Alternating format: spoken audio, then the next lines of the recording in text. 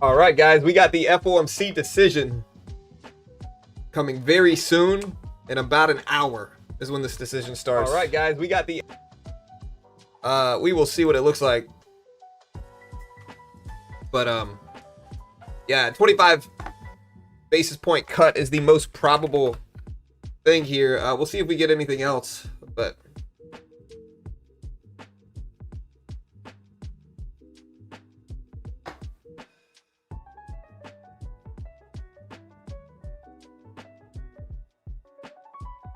looking at the odds right now, again, they're currently 94% likely here. So the odds actually changed a little bit since the last time I looked. Let me refresh this. Yeah, 94% chance, 6% chance of a pause, or a 50 basis point cut, I mean. Let me change my odds.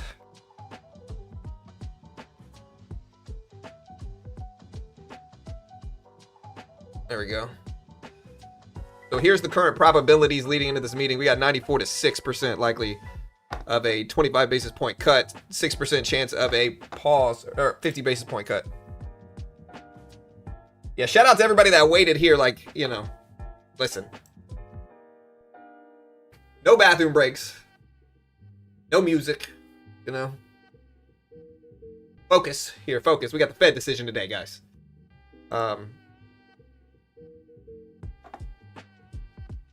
What's up, CT? Gamer, Pew, Steve, Anthony, V, Sophia, Lost, David, Dwayne, Bob, Kumbaya Guy, Waylo, Michael, Original, HY, Lee, 2A, everybody else that stuck around.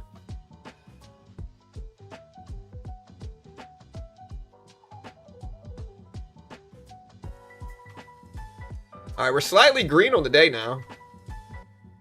We're trading the micro NASDAQ here if you want to see it leading into this meeting. Again, slightly green here. My logic was buy the dip. My stop held beautifully today, though.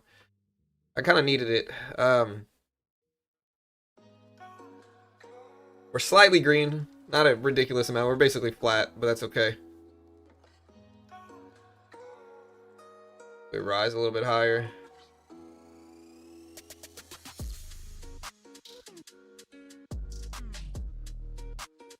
You think we get a small pump with 25 basis point cuts? A lot of the time, cuts can be buy the rumor, sell the news, right? So a lot of the time with cuts, we get kind of a situation in which we go up leading into the cut outcome expectation, but then we correct back down afterwards. All right, I took a little bit more off here. Now they kind of flattened me out on the rest of this position. I just want to see if we can get back up here to 425s. Yeah, so again, a 25 basis point cut is priced in at this point, most likely. And if we do something outside of 25, that's a situation in which we might get a big reaction. But sometimes profit taking and other stuff can kind of occur as, yeah. Yeah,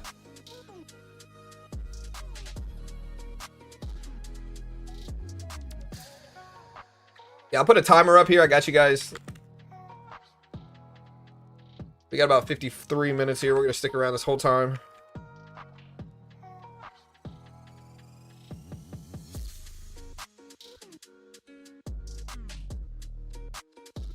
I think this one's a little bit more interesting just because we're going to cut today. So 56 minutes left. I'm sorry, 55 and a half minutes now. I think it's a little bit more interesting today just based off of that expectation. Here's the timer. Yeah, his guidance. So listen, every just to educate you guys on this, every 3 months we get an updated what's called dot plot, which is basically what everybody thinks the outlook is going to be, mixed with what's called the summary of economic projections. Okay, that is today. We get the updated dot plot summary of economic projections, as well as we're probably going to cut rates today. So I think this catalyst is going to be a little bit more influential potentially than just a normal Fed meeting. You know, the summary of economic projections is a comprehensive report released 4 times a year. Again, it's every other meeting, March, June, September, and December, that gives the Fed a collective forecast of the U.S. economy. It includes projections for GDP, unemployment, and inflation, PCE, inflation, core, and regular PCE inflation. The dot plot is a chart within the summary of economic projections. It specifically shows where each Fed member, anonymous anonymously believes that the Fed rate should be at the end of the current year and for the next few years, as well as in the longer run. Each dot represents one official's view, but we get that updated dot plot. Again, it's essentially a summary of economic projections here. SEP is kind of like the big thing, and then the dot plot is within that. That's going to be today. That's going to influence whether we're going to move, what's going to happen, and it's probably worth paying attention to. And so we've scaled out of this position. We're now green on the day here. I want to see if we continue back up, but I think there's a chance we just chop leading into this meeting. We got 55 minutes left. So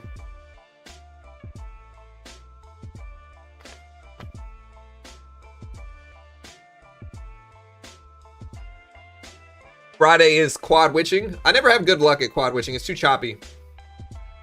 But maybe this quad witching, technically it's triple witching. We got all three major contract types expiring. This is index options, index futures, and stock options, all expiring on Friday. And so maybe we'll get some volatility from that. Maybe we won't. Honestly, quad witch, triple witching is a little bit more hyped up. Sometimes we just chop sideways and we don't really do much. I think this week's FOMC meeting, today's FOMC meeting, is going to be a much larger catalyst personally than quad witching day. Maybe we'll get some movement, but I don't know. I'm just guessing here, though. I could be wrong.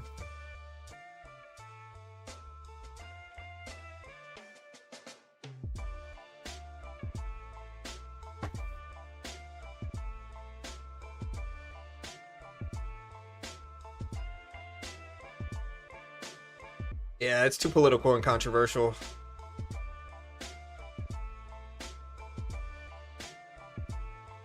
Chill out. No need to talk about any drama. We're not political here. We're not going to be one-sided politically. It doesn't matter which side. I'm pretty neutral, honestly. But, we're not talking about any of that stuff.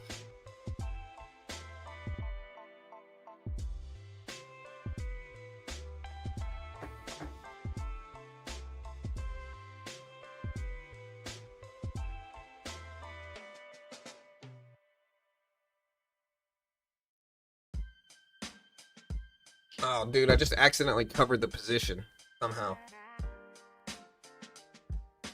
I forgot this was a... How do I click down here, bro? How did that position get liquidated? It doesn't matter. I was basically flat. But okay.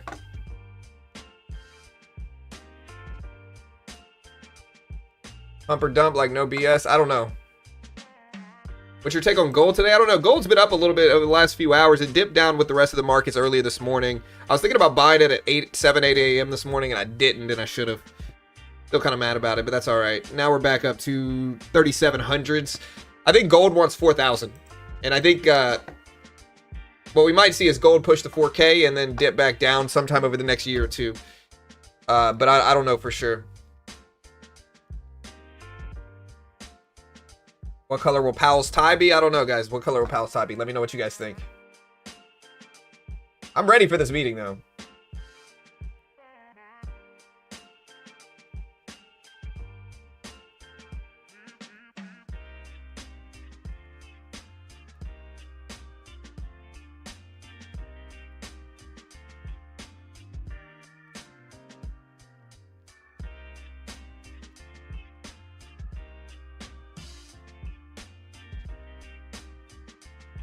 Looking at our poll numbers, I said, what are we going to do today? Does anybody genuinely think we're going to cut 50 basis points? Anybody genuinely think we're going to pause? Yeah, his ties are going to be purplish. They might be mauve, or they might be lavender. But he generally likes purple. I'm going to go with purple tie today for Powell. But we'll see.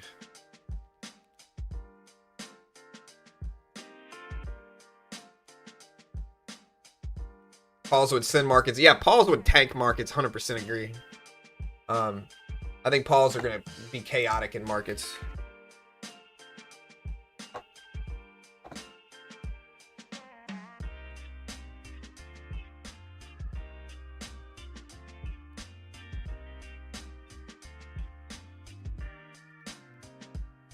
And again, here's the Fed funds rate. Again, a lot of people argue that we're too high right now. And I kind of agree with them. I think we're too high. But then a lot of people argue, oh, well, we're on the lower end of average. But the problem is that they're comparing the 70s and 80s, which were crazy times for inflation. Interest rates were 20%.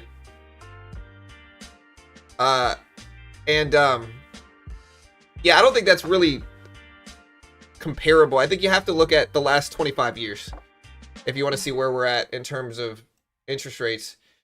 And in terms of interest rates, if you look at the last 25 years, which is right here, we are right here. We're at the top of this range for interest. So again, people would argue we're modestly restrictive. I don't necessarily think that. I think the labor signs that we're seeing might show otherwise, but I also think inflation's a risk, and so we're somewhere in the middle. But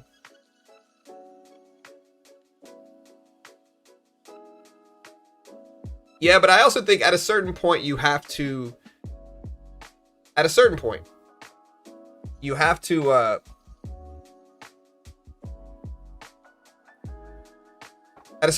focus on the labor market, to be honest. And I think that's kind of one of these moments where we're a little bit ambiguous, because I think the labor report shows weakness. And if we let that continue, we're headed towards a recession. And so, what do you guys think we should do? The dollar index is rebounding a little bit here. Gold has been falling down. I was going to buy this dip, but I think I'm just going to wait now.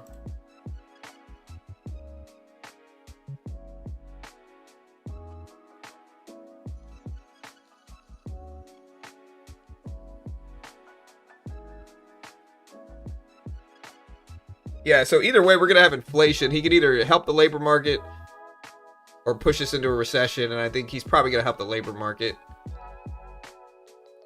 Yeah, the last few labor reports were really weak, to be honest. The last couple were not good at all, right? We revised jobs down 258,000 last month. This month, we had really weak numbers, and we also saw more revisions to the downside. And then we had the benchmark revision, I think it was last week, right? Where they revised jobs down almost 1 million jobs. So either way, we're not in really a good spot for labor here.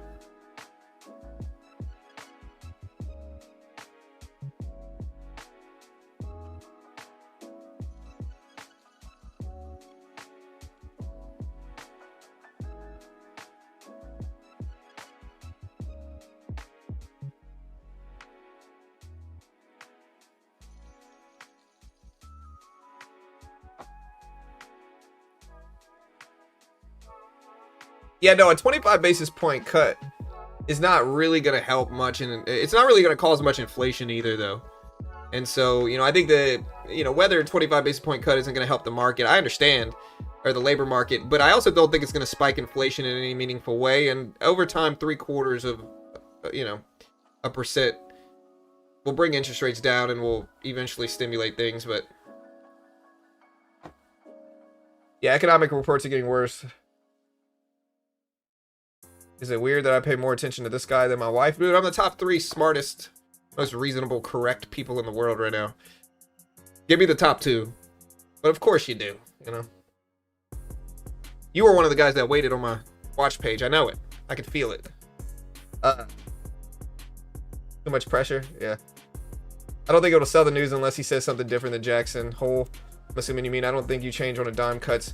I think the labor reports that we saw might cause more weakness here. And again, we did get back into the micro NASDAQ. I'm probably going to cut this right here, though. Look. Yeah, I'm just going to jump out right here. Nicely green. We're green on the trade we got in on.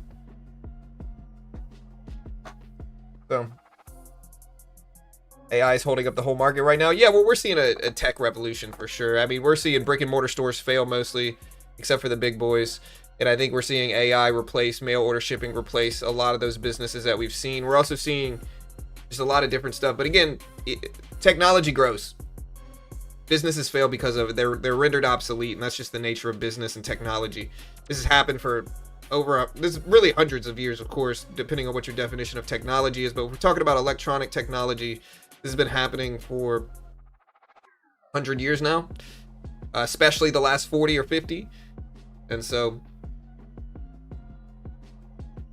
and again, just to clarify, I'm nervous about AI. I think AI poses risks. I think eventually we're going to have humanoid robots. They're going to combine the robots that we have now with the AI that we have now, and eventually they're going to make them virtually indistinguishable from people. And then once we do that, I think we'll see population rates drop, I mean. and because people are gonna have no need to go out and meet people. And I think that's pretty obvious. I don't know when it's going to be. I don't know what the time frame is. It might be 10, 20 years, but eventually that's what we're getting. I think the next big money push in finance is going to be maybe not necessarily the next one, but I think the next big push that we're going to see, one of them at least, is going to be those robots.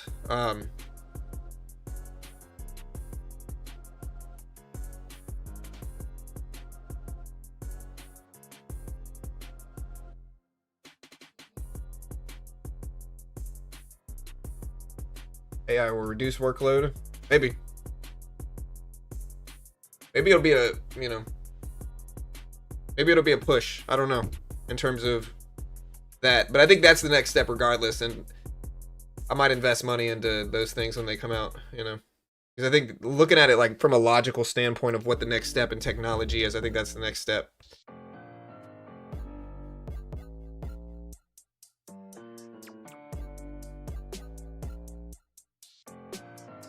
The question is, did we predict the technology, or were we inspired by did we predict things in science fiction, or were we inspired by science fiction? I think is the question.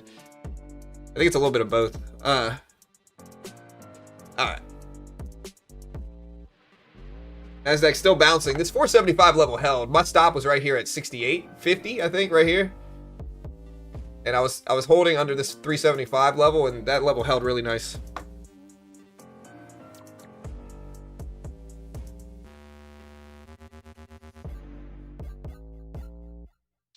AI combined with quantum will do crazy things. I'm in quantum since early January, so I basically do nothing ever since. Just chill.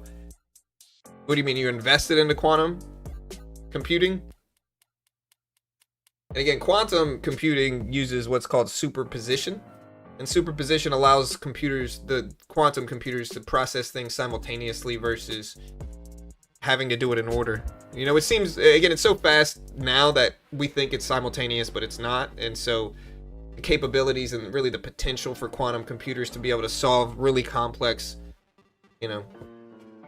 things much faster than we used to do is there. That's why quantum's been on such a big run, but quantum's been on a huge run. Rigetti's up big. They were up a lot this morning too. Rigetti up to 20.8, almost 21 is back up. Pulled back a little bit.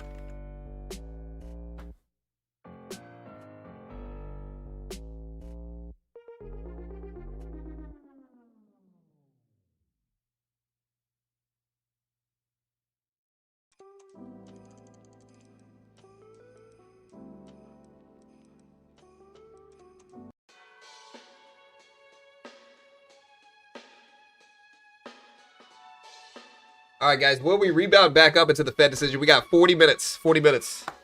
We got almost 1,000 here already.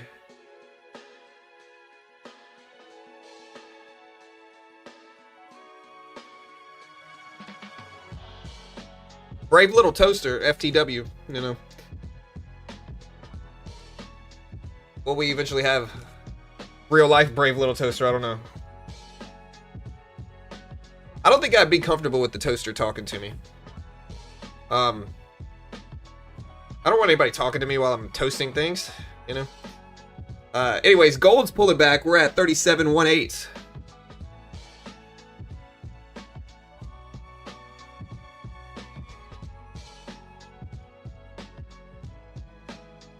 How much money do you gross on this channel? What about my social? You want my grandmother's middle name? Or my grandmother's maiden name, I mean? My birth date? Just let me know. I got you, man.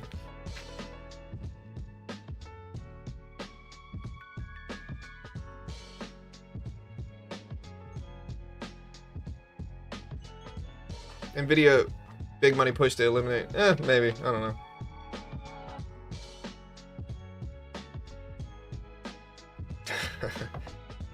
Alright, guys. Hey, 40 minutes. Nasdaq still bouncing back. The bounce thesis I had was correct, but we got out green. That's all I care about.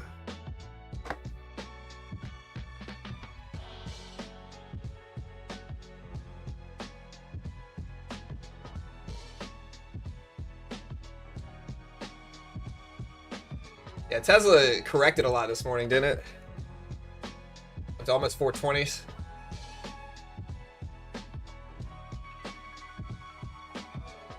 I mean, it's still holding over 4s. Nvidia dragged the market down. Gold's still breaking down. Look at gold on the bottom right, like right underneath me right here. That's gold right there. So like gold is breaking down. Look at it right now. It's down to 37.15s as we speak. So gold is falling down.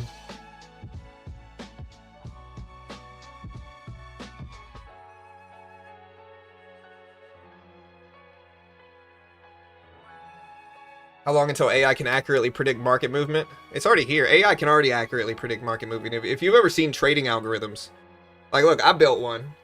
Let me show you guys. I built a couple of them. I have some of them automatically on toss here. Let me see if I can show you. All right. So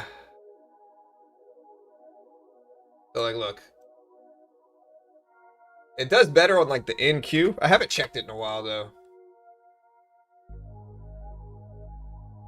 What did I call it? Strict reversal, I think is what I called it. Yeah, okay. I don't know if this is AI, but these are algorithms. Look at that. Now watch, if I zoom out here, I think it's actually better on a 1-minute chart than a 5-minute chart.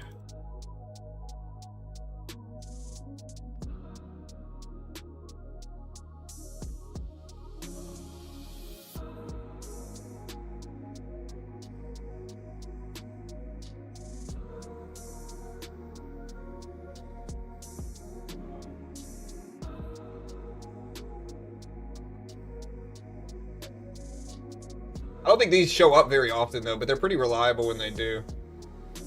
Yeah, look.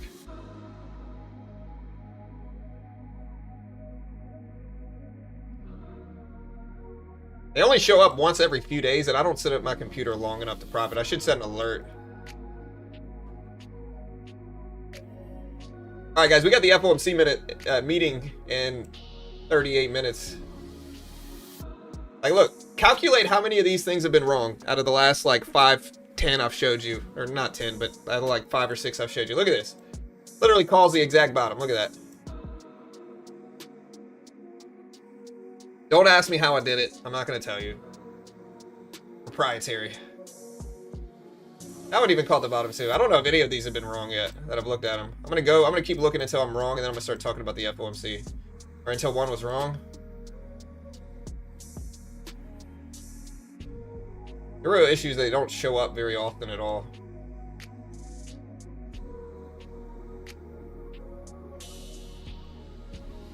I mean, that one was right too. All right, I haven't even found one that didn't work. But it's okay. I don't have enough time to keep looking for ones that don't work. But my point is, algorithms can already predict what the market's doing.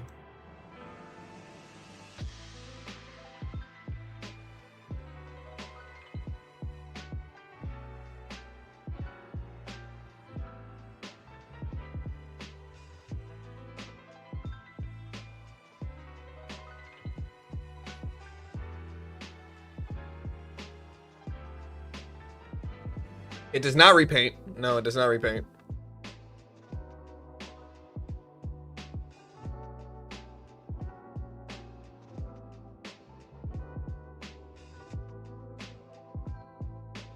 The problem is that it doesn't happen enough for me to sit around looking for it.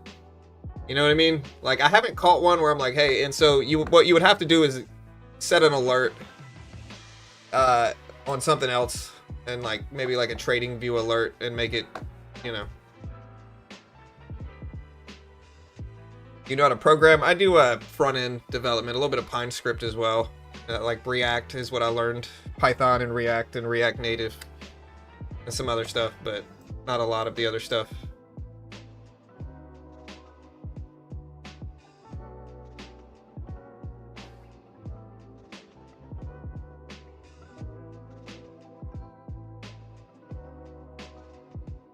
Did you base the algorithm off of technicals? Yes. All right, guys. Anyways, we got 25 minutes left. 25 minutes. No, I didn't watch it. Okay, so today, again, guys, I'm going to give you guys this again. It's very, very, very likely that we're going to cut rates 25 basis points. We got about 6 to 10% chance that we don't, though. So it's possible, actually, that we don't. We've had a lot of people pushing for 50 basis point cuts. And originally, I told them that they were probably wrong, and I still think they're probably wrong, but I think they got a little bit more of a shot. They got 6% right now. I can't remember what the odds they were saying that they got, though. I think they said the odds that they were getting were like 20 to 1. So if they're getting 20 to 1 and something is 6.2% chance, it's close enough, I guess, with some edge, but it's not necessarily good, you know. Like, you're still 1% edge there, and I don't know if that's necessarily great. But if we do cut 50, maybe you'll make big money. I don't know.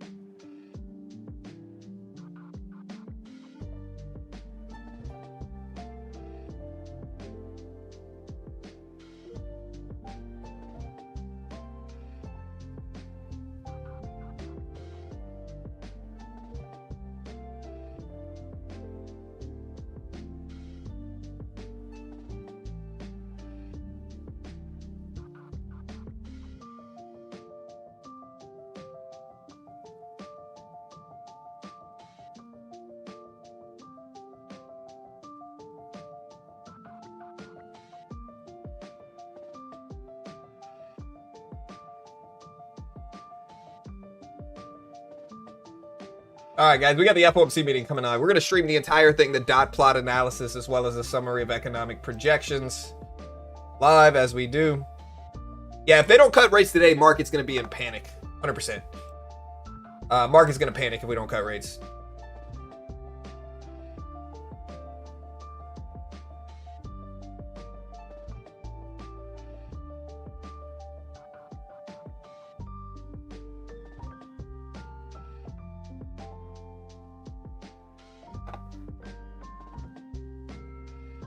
Are you still in your Marvel position? Yes. Yes, I am.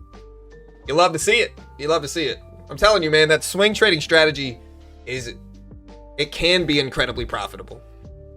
Literally almost every single stock I bought over the last 2 weeks has made me money. Or no, the last like month and a half swing trading has made me money. Our average price in Marvel is 62, which means we got, you know, really nice percentages there.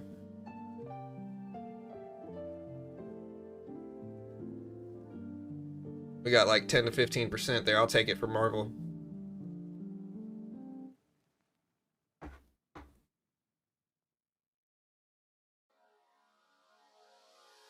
Yeah, Powell's going to cut 25 basis points today, of course. Right? His tone will be more impactful. I agree, actually. It's pretty probable we're going to cut 25.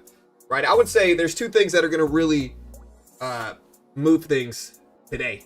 Right, the two things that are going to move things today. Number one is Jerome Powell's tone, of course. Hawkish, dovish, restrictive, loose. What he thinks we're going to do, where he thinks inflation's at, where he thinks the labor market's at, and what his plan is moving forward. The other big thing today is going to be every other meeting, we get a dot plot update, which is in the summary of economic projections. Right, so we're going to get economic projections by the Fed today, and that's going to influence where we go a lot. Because that's the Fed telling you where they think we're going to go, what they think we should do, where we're at, what the plan is, how many cuts we get this year. Last time was 2 cuts is what they expected, most people. We'll see if that pivots to 3. We'll see if that pivots to 1. I couldn't imagine it pivots to 1.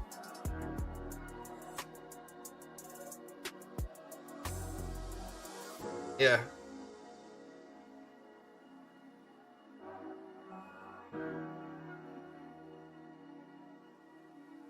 It's just me, Copester. It's just me. I mean, I have contractors, but I'm the only streamer, you know.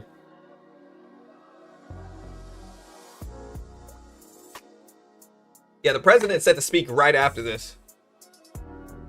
Yeah, I think so. I basically think that's what's gonna happen. I don't think Powell wants to cut rates, just to clarify, but I think he looks bad if he doesn't at this point in time. And so he's going to give us the bare minimum. I don't think it's going to be 50. I think it's going to be 25. And I think maybe he'll be hawkish 25. So I think essentially he might be 25, but we might not cut at all this year if inflation spikes. I think he's going to be data dependent as he always is, but that's my guess. I was wrong last time, though. I thought Powell would pause and be dovish. Instead, he was hawkish. Again, hawkish essentially means inflation is the fear, right? So if inflation's the fear, the Federal Reserve will raise interest rates to combat inflation, push the labor market and really the economy down a little bit. And the logic of it is the same logic you raise rates for, you cut rates for. So if the economy's weak and looks like we're trending towards weak labor markets, a recession or whatever, the Fed will lower interest rates. This causes people to have cheaper access to money and leverage. They spend more, businesses expand more and hire more people because they have cheaper access to money, and it consequently stimulates the economy because of it. If they want to do a more desperate thing, they can do QE, which is money printing. It's where they create online bank reserves and then they use that to buy up bonds and MBSs, expanding their balance sheet. This injects liquidity, it helps bring interest rates down faster and stimulates the economy. But the consequence of that is inflation, and that's a dovish Fed, one that wants to bring interest rates down because they fear weakness in the economy and labor market. A hawkish Fed is the opposite, where they want to raise rates, they want to push interest rates high and then maintain them at high levels to push the economy down a little bit, because when people have higher interest rates, businesses expand less, people spend less. You ultimately have less inflation at combat. It slows inflation is the word. Inflation rarely ever goes down. If you take a look at this graph that I show probably at least a couple times a week, but I think it kind of reinforces the picture that I'm trying to show people here, which is that inflation doesn't go down, it slows down. And so the only time it actually literally goes down is when we have like deep recessions, depressions. Here's 2008. That's 2008 right there. Sorry, bad drawing. We got a little bit of one here, but we didn't really hold. And then here is 2020. 2020 happened. The Fed brought interest rates down to almost zero. The consequence of it, and they also did QE and printed money. The consequence of it is that CPI inflation got up to almost 10%. Here's 10% right there. CPI inflation got really, really high following it in 2022 and 2023. And so then the Fed raised rates, and they've been keeping them at pretty restrictive levels since then. And again, raising rates and keeping them at restrictive levels has helped inflation to slow down. It's not actually going down, but it's slowing down. So, and now that brings us to now. And yeah, they're not going to pause rates. Pausing rates would be, well, I said this earlier in the morning stream, but pausing rates, like, you have to understand, Powell wants to leave a good legacy. Like, think about it if you're Powell, okay? Regardless of your feelings about the president, regardless of your feelings about anything else, Powell wants to leave a good legacy. All right, so what's Powell's legacy at this point in time? Powell did a bunch of quantitative easing. We also had 2020 happen, which shut down supply chains. We sent out stimulus checks. He didn't necessarily, but the point is, we had a lot of things that contributed to high inflation. And so a lot of people would argue Powell's legacy right now is inflation worries, right? But Powell also doesn't want us to enter a recession. And so that's going to hurt his legacy if we do. And so I think Powell is going to be cautious, but he's going to start cutting interest rates. The question is it too late now? Like, is it too late to really save things, especially if we just do 25? The other question is, how much does it spike inflation? A basic 25 cut is not going to do too much to inflation, as long as you don't print more money, which we have no reason to print right now. We're still doing the opposite, which is tightening, which means that we're basically unloading, the Fed's unloading their balance sheet, taking liquidity away. It's a restrictive monetary policy. And so I think he's going to cut, but it's going to be balanced. I don't think it's going to be 50. I don't think he's going to pause. I think it's going to be 25 basis points. And to be fair, before the odds changed so much in 25 basis points favor, I've been saying this for for a month plus. Gold, a lot of people would argue we're in what's called a stagflation environment, which means we are in a period of markets in which we have high inflation and a weak labor market, which can precede a recession. And so I think gold, there's a reason gold's been ripping up leading into this FOMC decision, is because either one of those things is pretty good for gold, During recessions, people hedge with gold, they buy gold. During inflationary markets, they hedge with gold as well. And so gold's been ripping, broke all-time highs multiple times. I think gold's pushing towards $4,000, just a big psychological level. I think investors and traders will push it up to that level over the next year or two sometime, probably earlier. And then we might get a correction from that, but who knows?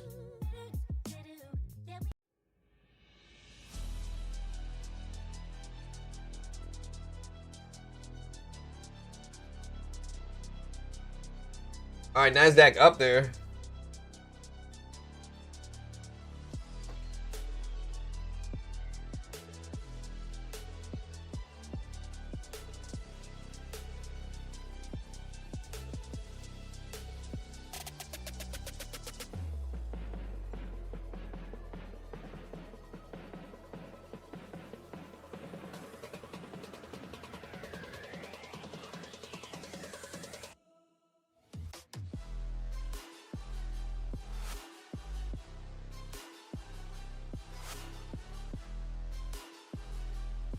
I can't tell what you're saying, Pew, so whatever you're trying to get me to say, I'm just not going to do it. I don't trust people.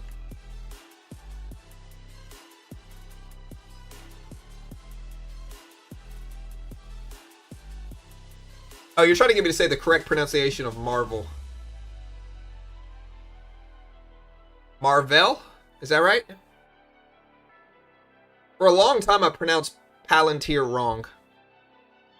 Can't remember how I pronounced it.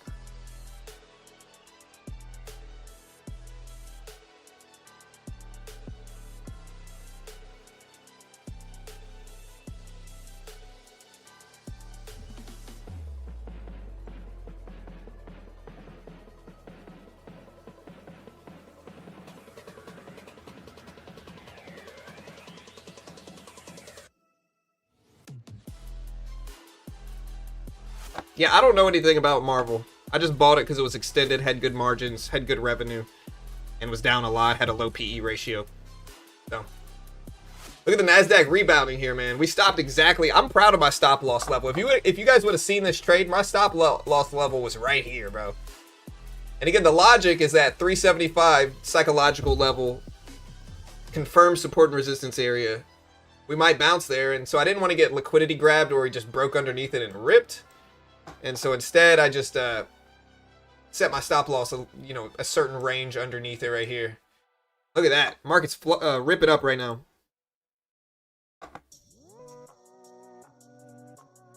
Wells Fargo continues with its ban on bankers' travel to China, according to Reuters. House Democrats are urging the president to reinstate a plan to compensate U.S. air travelers for flight delays. Honestly, I'm for that 100%, bro. The last time I was at the airport was a freaking mess, dude.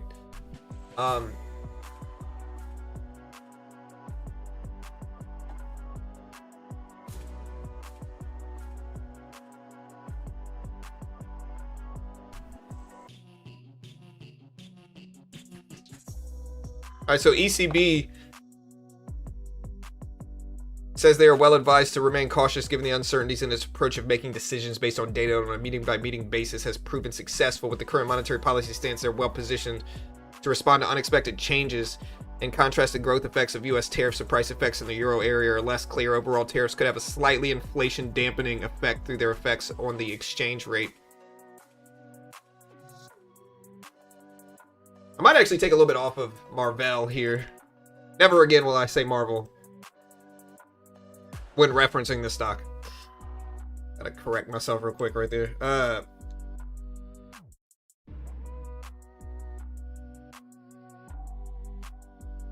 Take some of this off.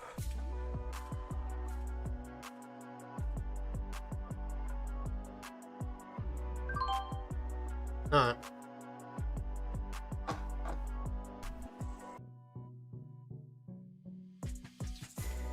I'm not a big fan of buying up big stuff ahead of the FOMC meeting. I am a fan of selling things though. JP Morgan CEO Diamond thinks the Fed should be independent and would expect them to cut rates. Of course they are.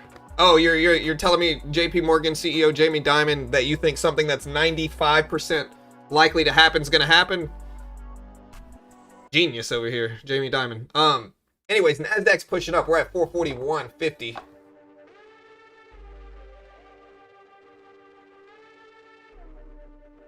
The report comes out at 2 p.m. in 20 minutes. Nasdaq's flying up here.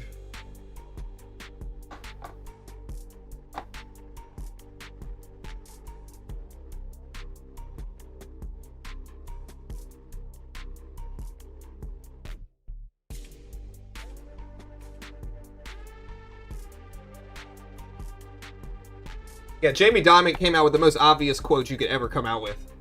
Oh, you think the Fed should be independent? Great. No, I think they shouldn't be independent. You know? We're going to cut rates today? Genius. You know?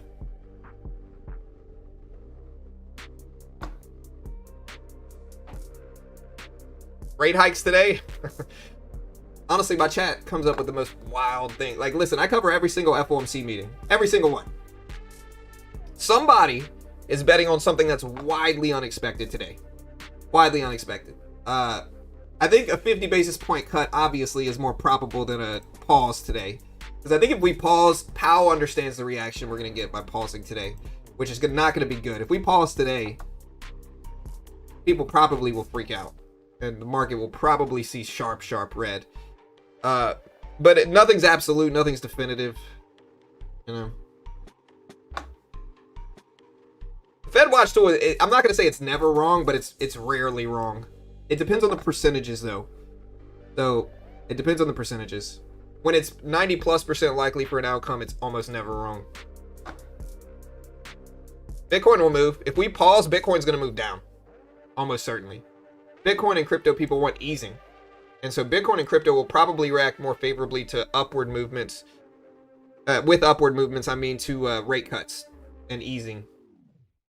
If we end QT today, Bitcoin's probably going to rip. I don't think we're going to end QT. Somebody speculated that we might end quantitative tightening next meeting in October. I don't think that's going to happen either, but we could.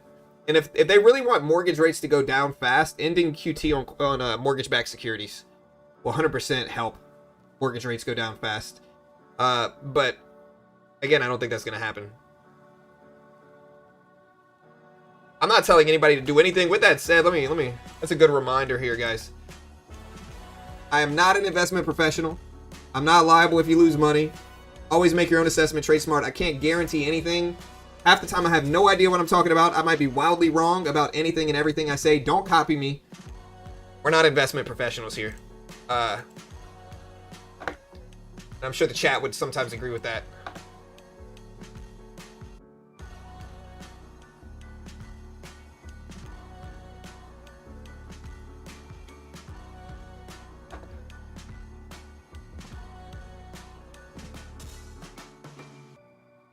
What's up, Tats? I'm the market maker.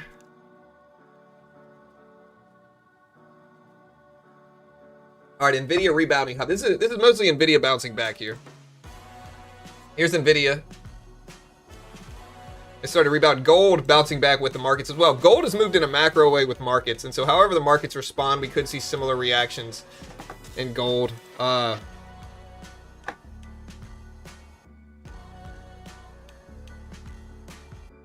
John, are you saying you're the third most wrong? I would say I'm the third most right and wrong person simultaneously out there.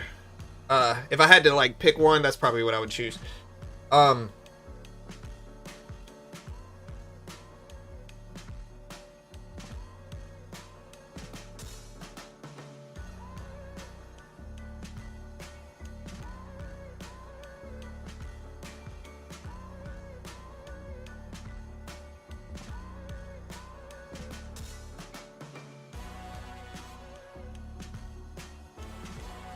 If rates get cut, Bitcoin and gold will jump higher? Potentially. It depends. I don't know which way they're going to go. Again, there's a lot of variance with this type of stuff. You don't really know. A lot of the time, again, rate cuts cause negative reactions in markets. This is the normal scenario, is that in anticipation of rate cuts, markets move up. Once rate cuts are announced, we initially get a negative reaction from them. Usually, I would say. Long term, you can look at the deeper look at it, but that's the normal reaction. It's kind of buy the rumor, sell the news. We push up in anticipation, and then we go down after the news comes out. Now, again, neutral is 25 basis point cut today. And so that's a situation where we'll probably get more or less of a reaction in markets. If we do anything outside of 25, which again is very low probability, That's a situation in which we'll get like a bigger, more brash reaction to markets, if that makes sense. And again, what's going to matter the most, I said this earlier, I'll say it again. What's going to matter most here, guys, is that during this meeting specifically, we're going to have a summary of economic projections, and within that, we're going to see where they think the rates are going this year. They're also going to look, we're also going to see the dot plot update. And so we're going to see essentially what they think the Fed is going to do for the rest of this year based off of economic projections. And that's going to move markets a lot, as well as, of course, Jerome Powell's tone is going to have a major factor here.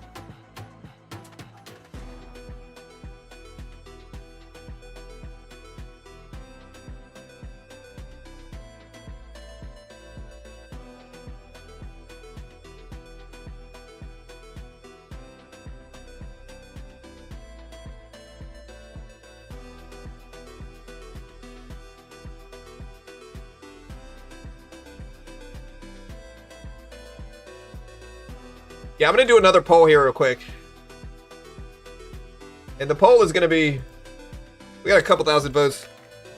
What will Jerome Powell's tone be in today's FOMC? Hawk, dove, or here, I'm going to do it like earlier. Hawk, neutral, or dove? My guess is neutral.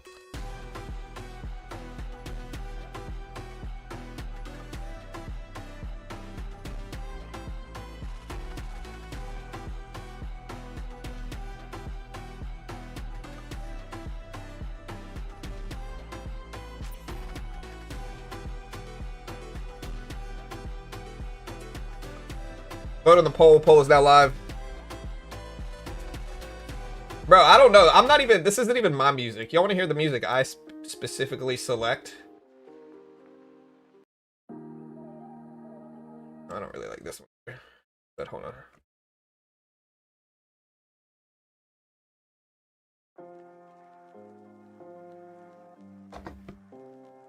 Alright, guys. Yeah, I mean, I think he's going to shift tone. Yeah, we're going to stream the whole speech as well. He's going to shift his tone. Last time he was incredibly hawkish, incredibly restrictive. I think he's going to shift his tone. I think he has to be dovish, essentially, right now. If he's not dovish, he's going to get heat. 100%. In terms of his tone. I don't think he's going to pivot all the way to a dove. I think he's going to be neutral. Or he could cut rates and then balance it with a hawkish tone. Either way, I think he's going to fear inflation, but he's going to be somewhat neutral.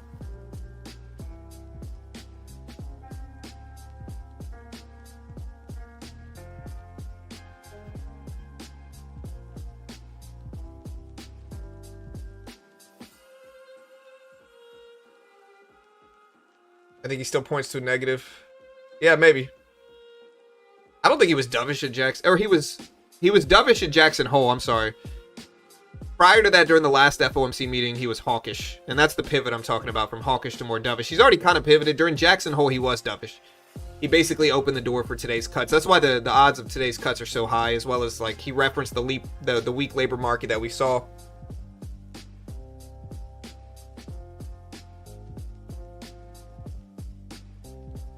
Conference after the cut will be, we are reacting to labor weakness and are prepared to cut further if things deteriorate. Yeah, that might be true. I don't know if a rate cut's going to have a positive or negative. Yeah, I got you, Pawn. Hold on. Let me see.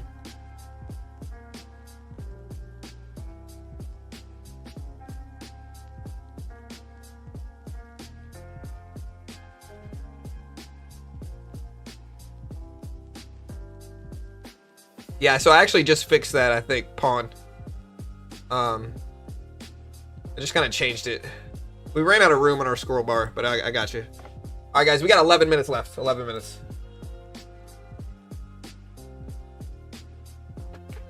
What if he says no rate cut? I think the market's going down. I think if he says no cut, market's falling.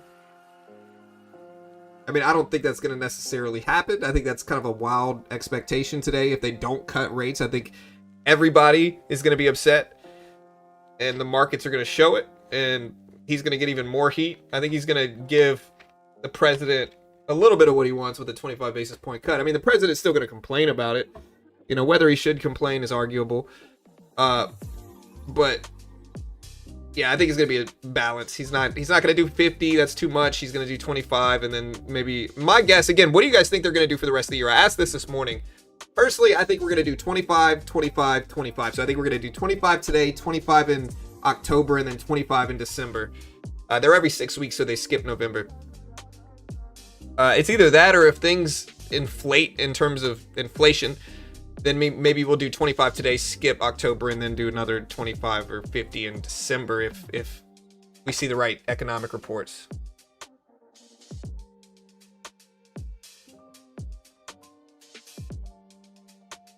Yeah. And so I think we're going to cut 0.75% by the end of this year. Yeah, we're going to stream the entire meeting live. We're going to stream the entire meeting live.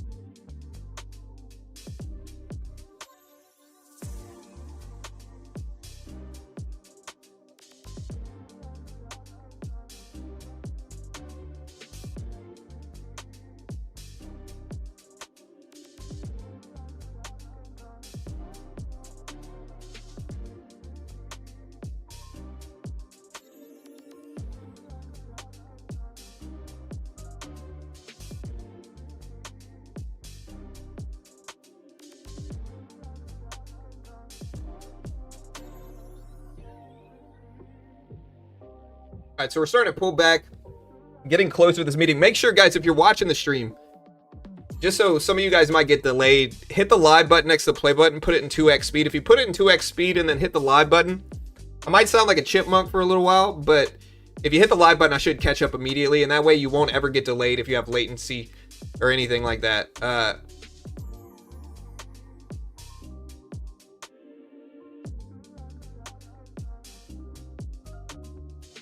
Yeah, here we go, guys. We got 8 minutes left. 8 minutes. We'll see what we get. I'm ready. Again, I'm pretty sure it's gonna be 25 basis point cuts, but I'll have to wait and see.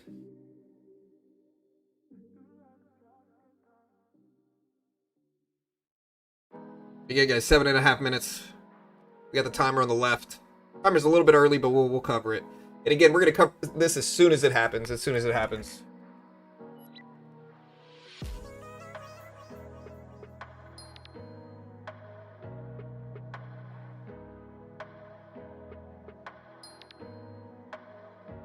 All right, guys. We'll see what the market responds.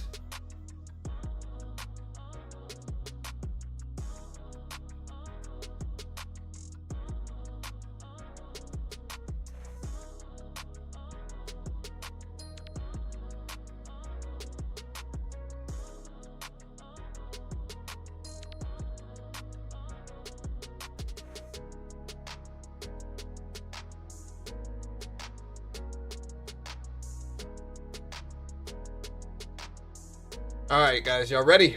Let's see what we get. Today is 9/17. Again, guys, it's pretty probable we're going to cut 25 basis points.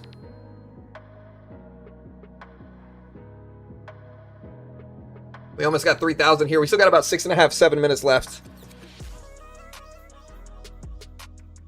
Yeah, we got a new Fed chairman replacing Powell next May.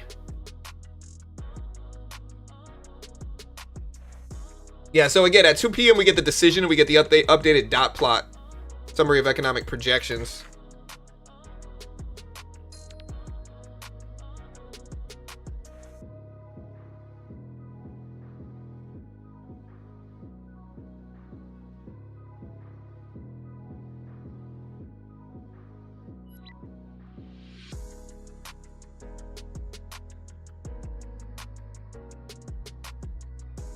All right, so remember, we're gonna get the updated dot plot today.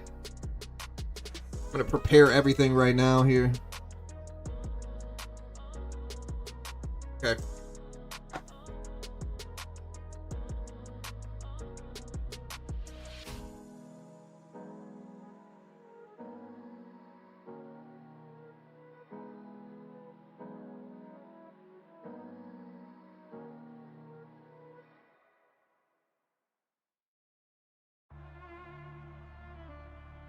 All right, guys, less than 5 minutes here, guys. Get ready. Again, this is where we're going to see volatility if we have it. The summary of economic projections is major. It's going to influence where we go, maybe just as much as Powell's tone.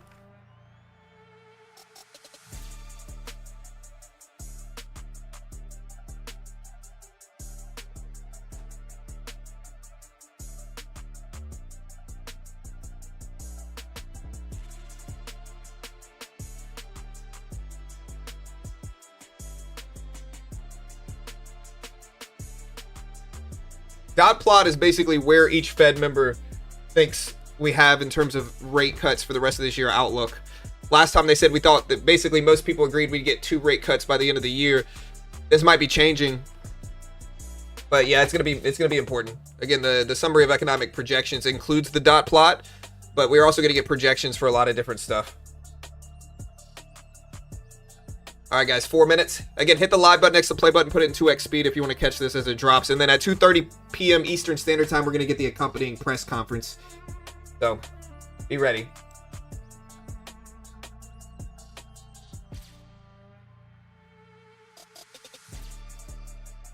Again, hit the live button next to the play button. Make sure you're caught up.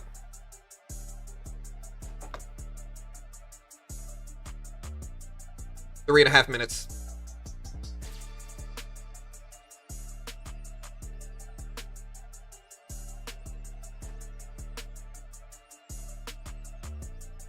Yeah, my dad, I'm not going to turn gray for a while, I think. My dad, I'm in my 30s. My dad didn't have gray hair. His beard turned gray a little bit earlier than his hair did, though. But until he was in his 50s, 40s. So I got some time. Anyways, we got 3 minutes here, chat. 3 minutes. Hit the live button next to the play button. John gives me anxiety. Bro, I am anxiety, okay? Sit down. We got 3 minutes left, 2.5 minutes.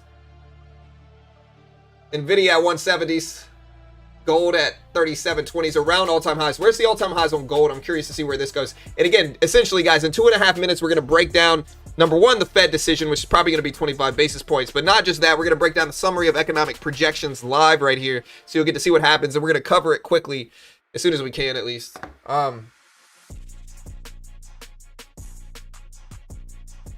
All right, guys, here we go. Just make sure you hit the live button so you get caught up with the stream.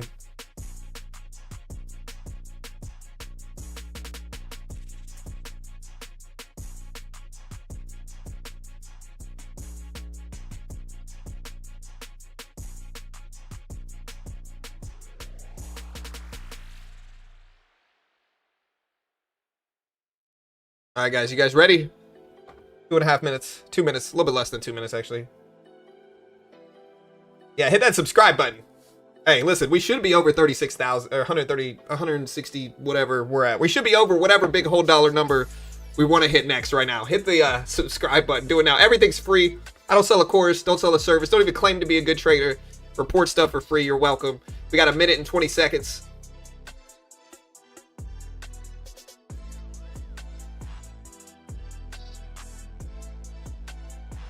No cut, FTW. I don't think we're gonna no cut, but if we do, again, somebody said we're gonna raise rates. I told him if we do, y'all can call me dummy, and I have to respond for the next month if we raise rates today, which will be a wild outcome, but it's not gonna happen. Less than a minute here, chat. Less than a minute.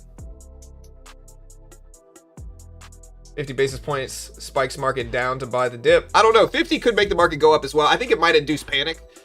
But either way, hey, we got 45 seconds, 40 seconds. Hit the live button next to the play button. Make sure you're fully caught up on stream. Yeah, here we go. We got 4,000 here. I appreciate you guys. And yeah, we'll see what happens. 35 seconds left. This timer's a little bit early. We actually have about 30 seconds, 25 seconds left. Yeah, markets are getting priced in for what the outcome might potentially be. All right, you guys ready?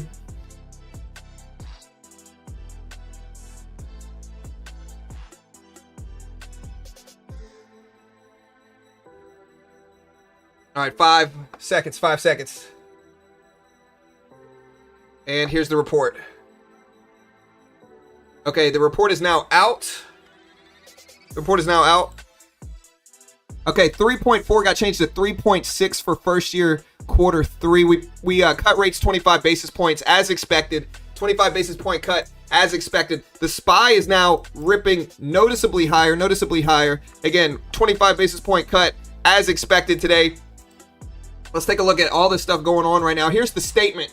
Right now, recent indicators suggest that growth of economic activity moderated in the first half of the year. Job gains have slowed and unemployment rate has edged up but remains low. Inflation has moved up and remains somewhat elevated. The committee seeks to achieve maximum employment and inflation at the rate of 2% over the long run. Uncertainties about the economic outlook remains elevated. The committee is attentive to these risks. In support of these, they cut rates 25 basis points in assessing appropriate stance of monetary policy.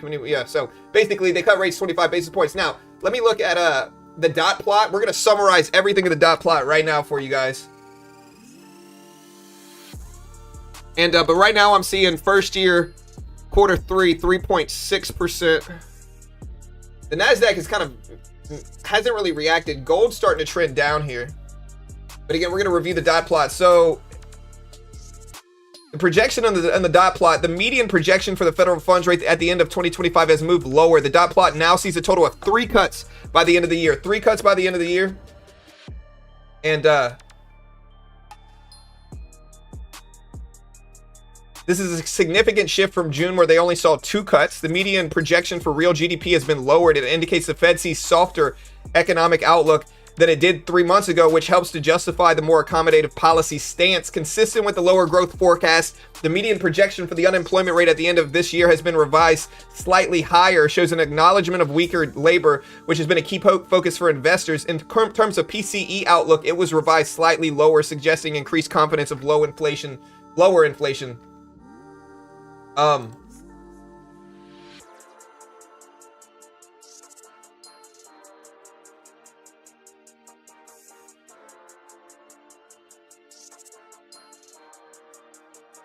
right, guys. So again, we're going to cover this all, but that's basically what we got. So now we are now pivoting to 3 rate cuts. Again, 3 rate cuts expected by most members of the Fed.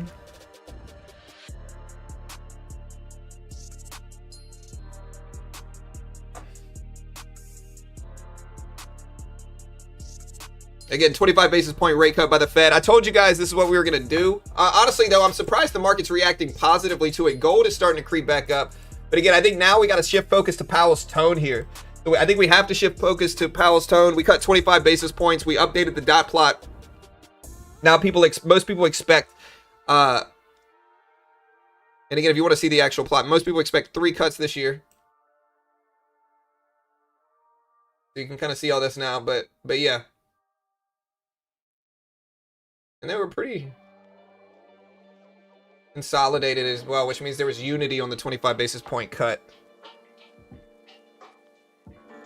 3 rate cuts before this year is over. So essentially, they think they're going to cut rates once today, which they just did, and then once in October and once in December is what they think now. Markets are reacting favorably to this. Where's Bitcoin at?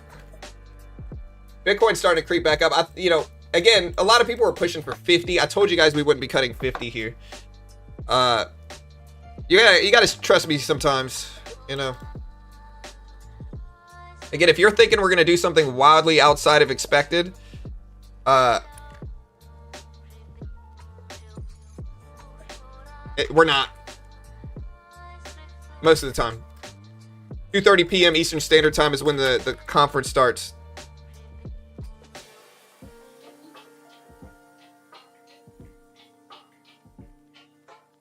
Yeah, this was basically, yeah. All right, guys, Nasdaq's reacting. Look at the SPY ripping up. Where's the all-time highs on the SPY? 662.65. We're at 661.50. So we're about $1 away from all-time highs on the S&P Nasdaq. Again, we are leading into the FOMC.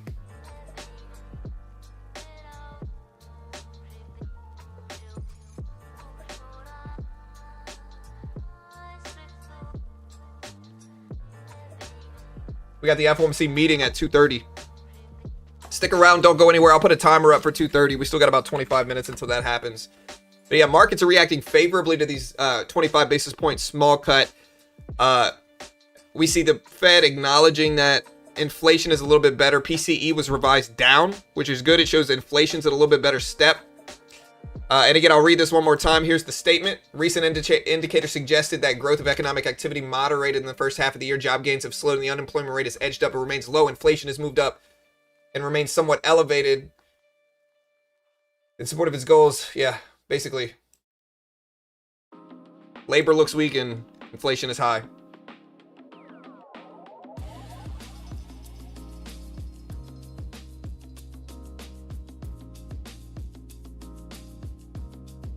Hey, do me a favor. Follow me on X at Beginner Trades. At Beginner Trades on X. We're growing over there. Yeah, again, guys, remember, rate cuts have now been revised up on the year. Last meeting, we thought we'd only get 2. Now they have been revised up to 3 in the summary of economic projections. Markets are kind of underwhelming here, though. They're not really reacting in a big way. A lot of them are going to be sitting on Powell's tone today, and so we'll see what Powell says. We did a poll earlier. 36% think we're going to have neutral Powell, 34% hawkish Powell, 30% dovish Powell. And so a lot of it's going to be riding on Powell's tone. The market really hasn't moved that much here. I mean, we're up, of course, but like we're not majorly up. So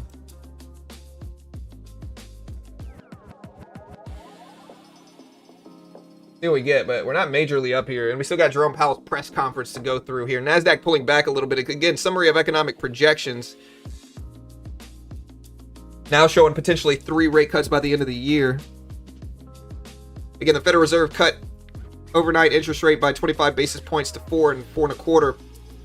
Says downside risks to employment have risen. Fed projections now show an additional 50 basis points of cuts by the year end, another 25 of cuts in each month of the next 2 years. New Governor Moran dissented on policy decision favoring a 50 basis point cut. Job gains have slowed. Unemployment has edged up and remains low. Inflation has moved up and remains somewhat elevated. Fed economic growth moderated the first half of the year. Fed says it is attentive to both sides of the dual mandate. Maintains current pace of balance sheet drawdown, which is quantitative tightening.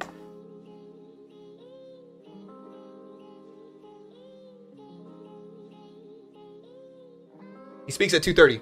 23 minutes. Oh yeah, timer, my bad. I got you guys, hold on.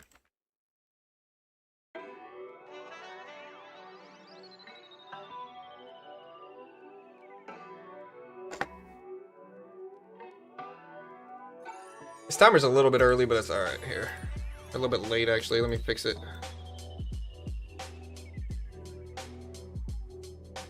Here's the timer.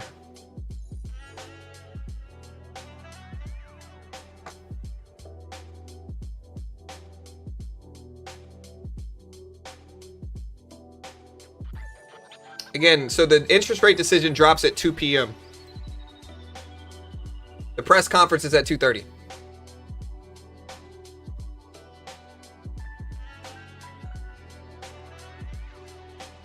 Gold going up to 37.35s. Gold is benefiting from this a lot. All-time highs on gold are 37.39. We're at 36 right now, so we're very close to all-time highs in gold. Yeah, this is Eastern Standard Time. That's on the Fed's website here. It's right here. You have to read this. In support of its goals in light of the shift in balance of risk, the committee decided to lower the target range for the Fed funds by a 0.25 percentage point to 4.25%. We're very flat though. Gold is benefiting a lot from this.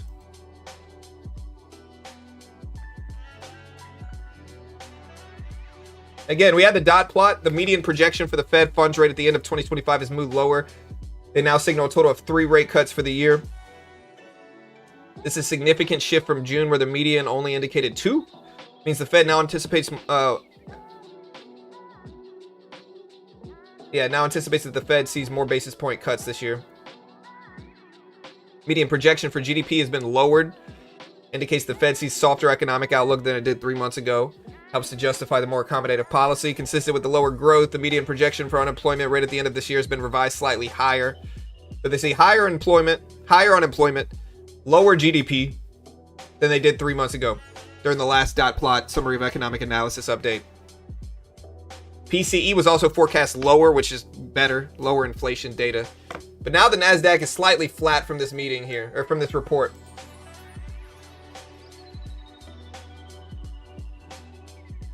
It's at 2:30. Press conference is at 2:30. The decision's at 2 p.m. They cut rates 25 basis points. You can read it at the bottom scroller of the screen.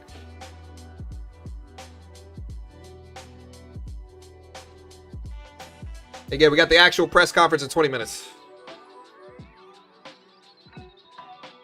Yeah, I don't know. So a lot of the time we actually react negatively to rate cuts once they actually happen. It's a buy the rumor, sell the news event a lot of the time.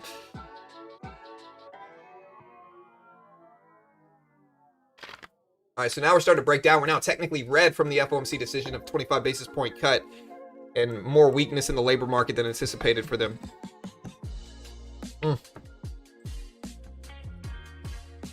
Gold's breaking highs. Gold just broke all-time highs. It's now at 37.44 in gold futures. Spot gold all-time highs are now at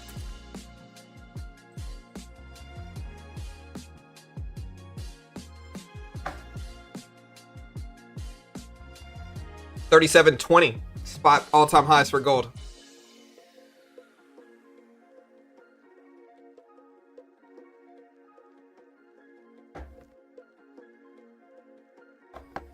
Nasdaq's still very sideways here.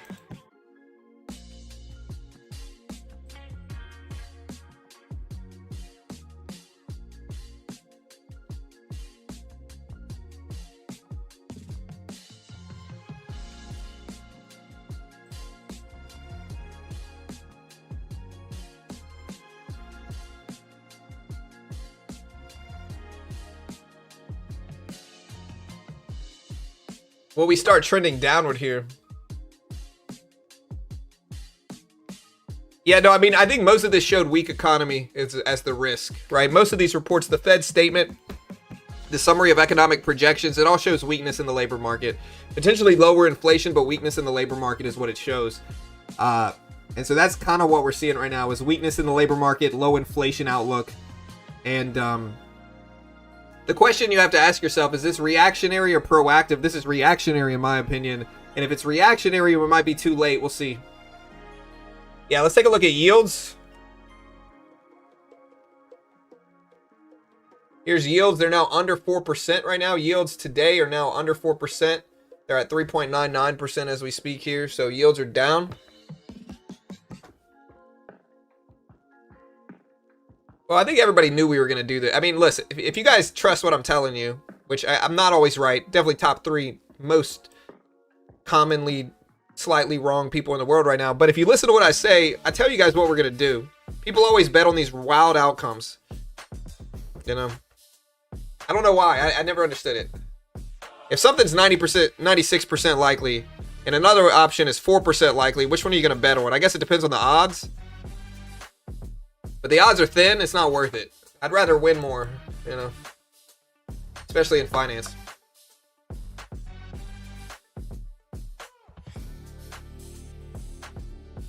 Yeah, I mean, real estate prices are going to start potentially reacting to this. I don't know if they're going to react favorably. I've heard 2 different theses in real estate.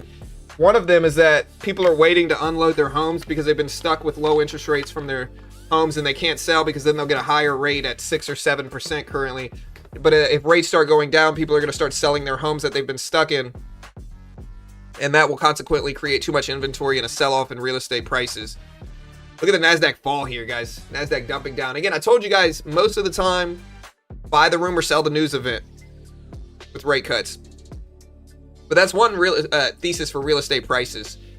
Another one is that cuts are going to stimulate real estate and we're going to get more buyers. And even if those said buyers that we mentioned previously do start selling their homes, they got to buy more and that might boost prices as well. Maybe it'll balance out. I don't know.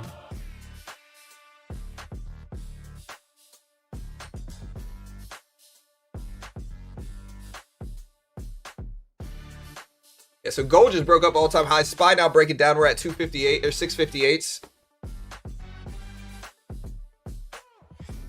Yeah, it could be the sell the news event. Hey guys, we got 15 minutes until this Fed decision in the meeting.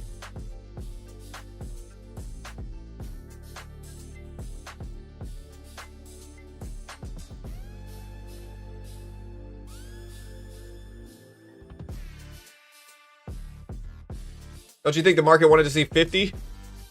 Potentially, but most of the time the market react. Again, you got to think about it like this. For how long has a rate cut been baked into the market? I would say since Jackson Hole Symposium, where it was like confirmed. Jackson Hole Symposium was on was mid-August. That was almost a month ago.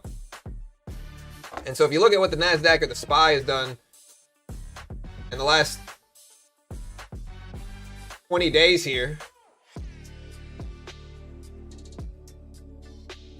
you know, we've been moving up mostly.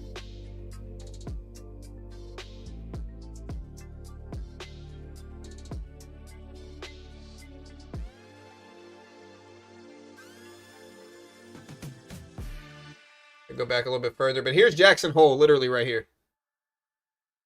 And then look at what the market's done since Jackson Hole.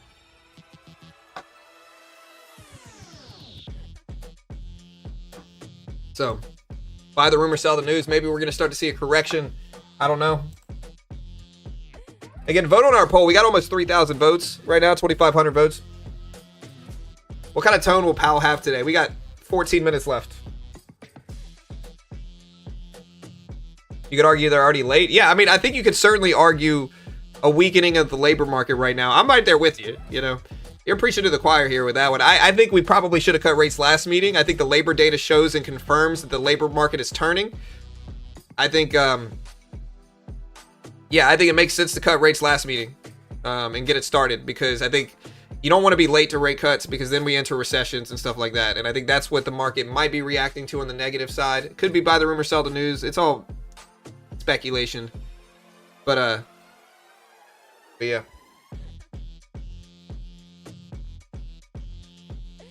Yeah, I said gold futures. Spot gold is over, let me see, 3,700 right now as well.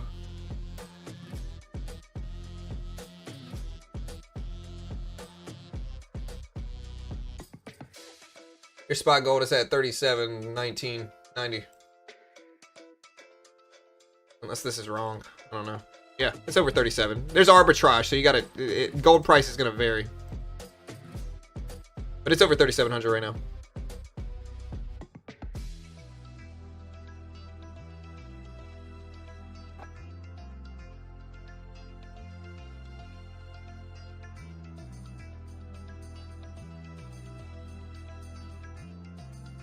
Yeah, none of these moves are big enough to really influence the direction. I think Powell is gonna influence things.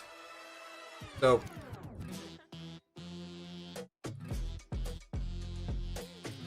why did gold break highs if they lower the rate? Because gold was at all-time highs anyway, and it pushed up a lot today. So gold has moved kind of up and down, and it's kind of flat. A rate cut was a neutral outcome.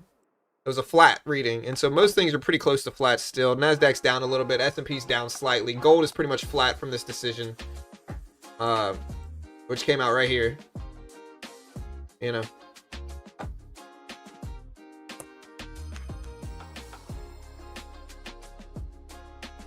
Yeah, so the Fed delivered the expected rate cut, surprised in a dovish direction with its projections. They now officially expect more rate cuts this year than they did in June, a direct response to weaker outlook from labor, is what's going on.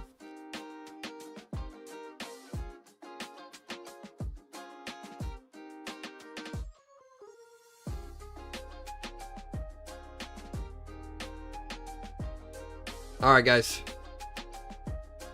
Jerome Powell is set to speak very soon. Very soon.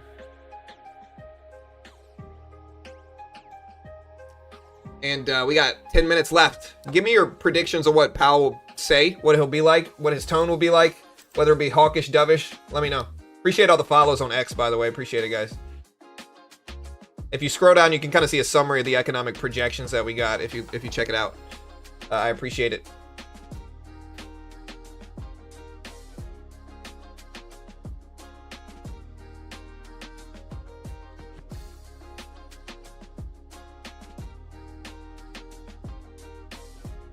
Yeah, I'm going to stream the full speech from Jerome Powell, 100%. Also, I'll get you guys the fastest one that I can see here, too. So, yes, we are going to stream this. 100% we will. We're going to get it ready here, too. We got 10 minutes.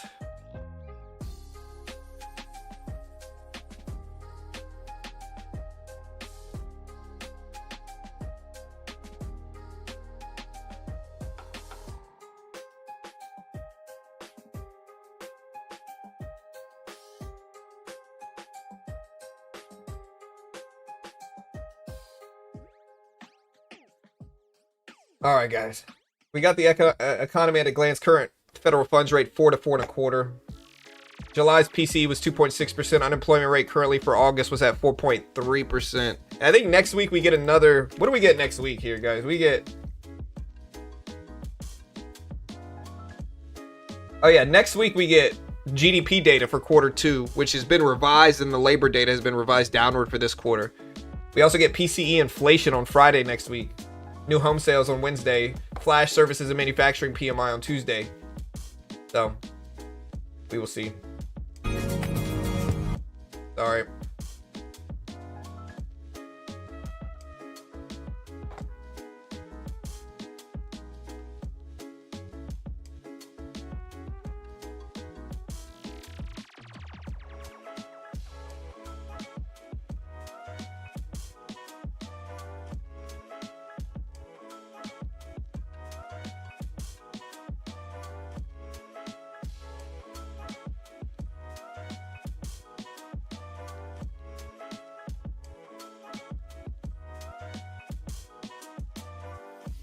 All right, here's the NASDAQ. I have to get myself out the way here.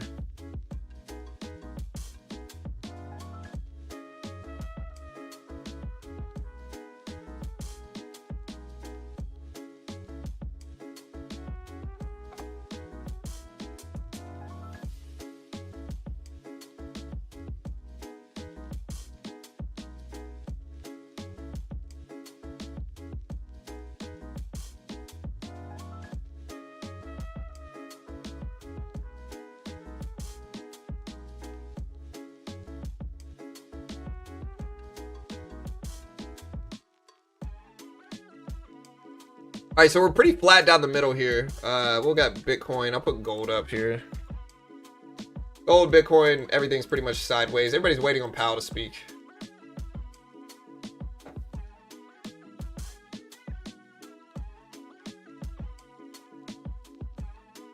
All right, guys, we got 7 minutes.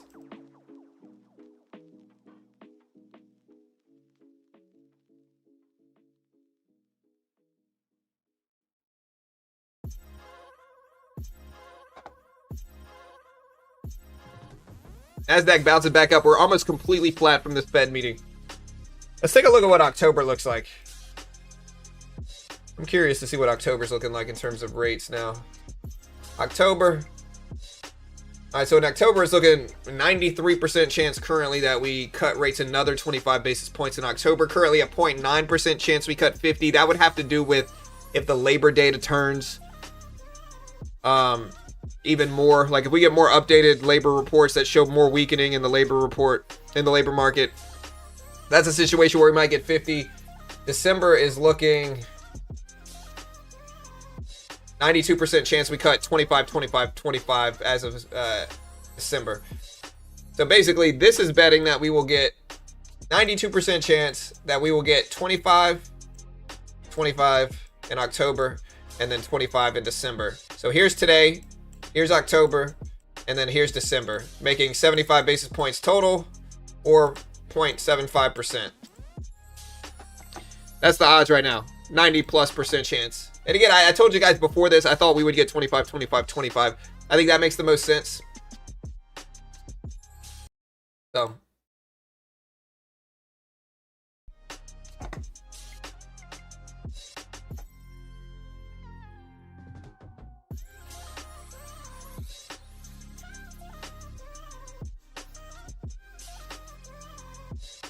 NASDAQ testing the 200 exponential. We'll see what happens. Mostly flat reactions here. I think everybody's kind of sitting on Powell's tone. Let me switch my headphones up.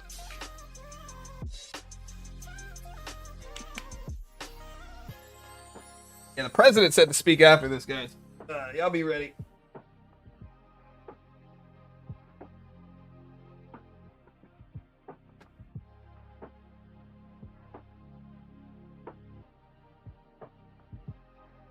And again, when Powell speaks, we will turn it up. We'll make sure you can hear it. Up here. I'm going to put the music on mute pretty close to this so that we can actually catch it when it happens.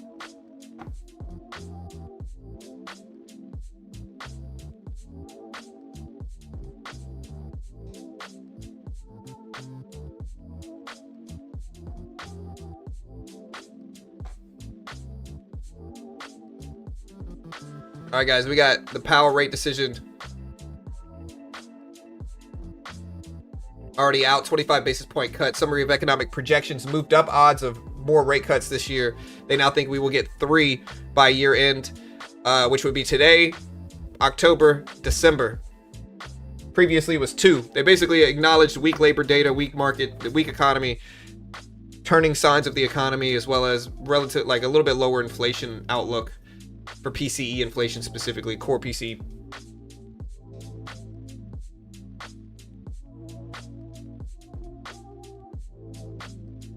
Yeah, you're not gonna get any music until, you know, I'm gonna mute it. With 3 minutes left, I'm gonna mute the music, and then we're gonna wait.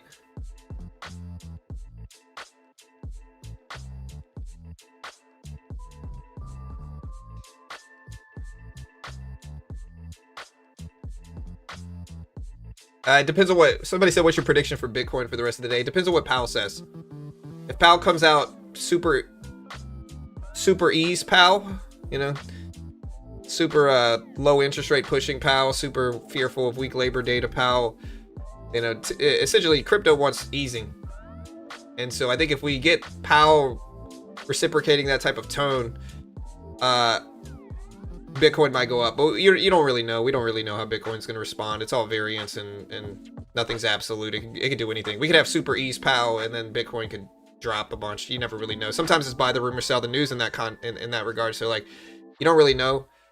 Just try not to gamble, I guess is the point. Long term typically heals a lot of wounds. Remember, guys, I'm not an investment professional. Someone say I'm the top 3 worst trader ever. I'm going to turn the music off now. Understand all this stuff on screen. I can't guarantee anything. Don't copy me. Half the time I have no idea what I'm talking about. With that said, though,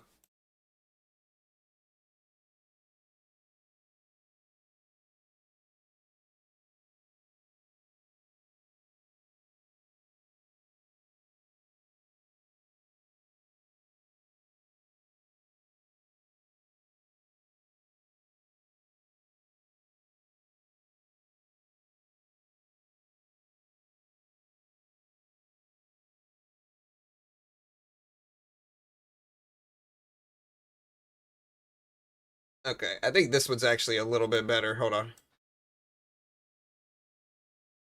I think this one's actually a little bit earlier, but I'll switch it back if this one's not as early as I think it is.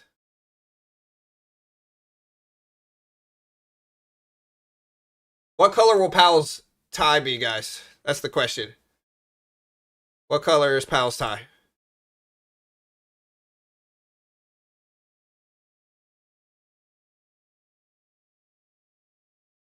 All right, guys, we got a minute and a half left. A minute and a half left.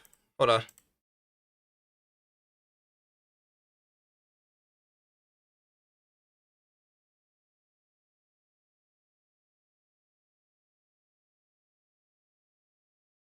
All right, guys, here we go. Sorry, I'm listening to the music to see which one's earlier. Blue, yellow. I'm gonna go with purple. I'm gonna go with like a lavenderish purple tie.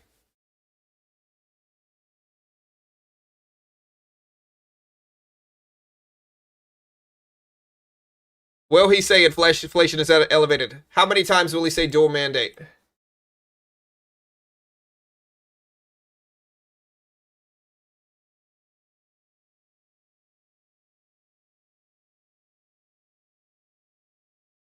All right, I'm turning the music up as well for the volume, so it'll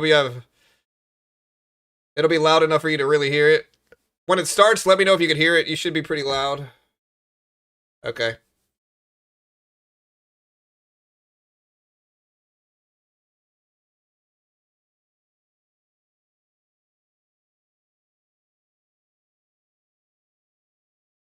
All right, guys, you ready?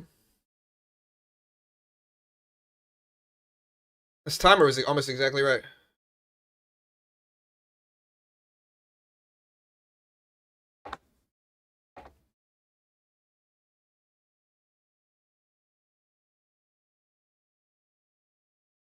All right, guys, here we go.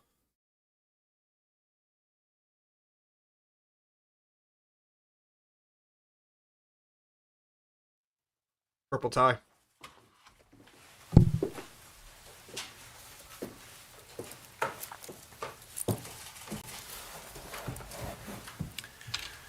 Good afternoon. My colleagues and I remain squarely focused on achieving our dual mandate goals of maximum employment and stable prices for the benefit of the American people. While the unemployment rate remains low, it has edged up. Job gains have slowed, and downside risks to employment have risen. At the same time, inflation has risen recently and remains somewhat elevated. In support of our goals, and in light of the shift in the balance of risks, today the Federal Open Market Committee decided to lower our policy interest rate by 1/4 percentage point. We also decided to continue to reduce our securities holdings. I'll have more to say about monetary policy after briefly reviewing economic developments. Recent indicators suggest that growth of economic activity has moderated. GDP rose at a pace of around 1.5% in the first half of the year, down from 2.5% last year. The moderation in growth largely reflects a slowdown in consumer spending.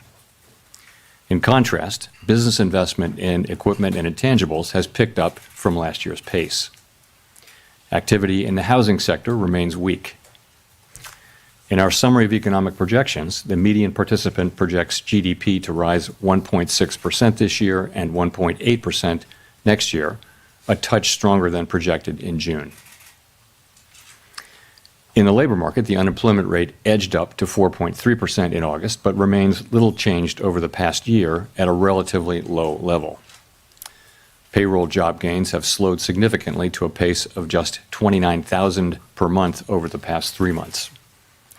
A good part of the slowing likely reflects a decline in the growth of the labor force due to lower immigration and lower labor force participation.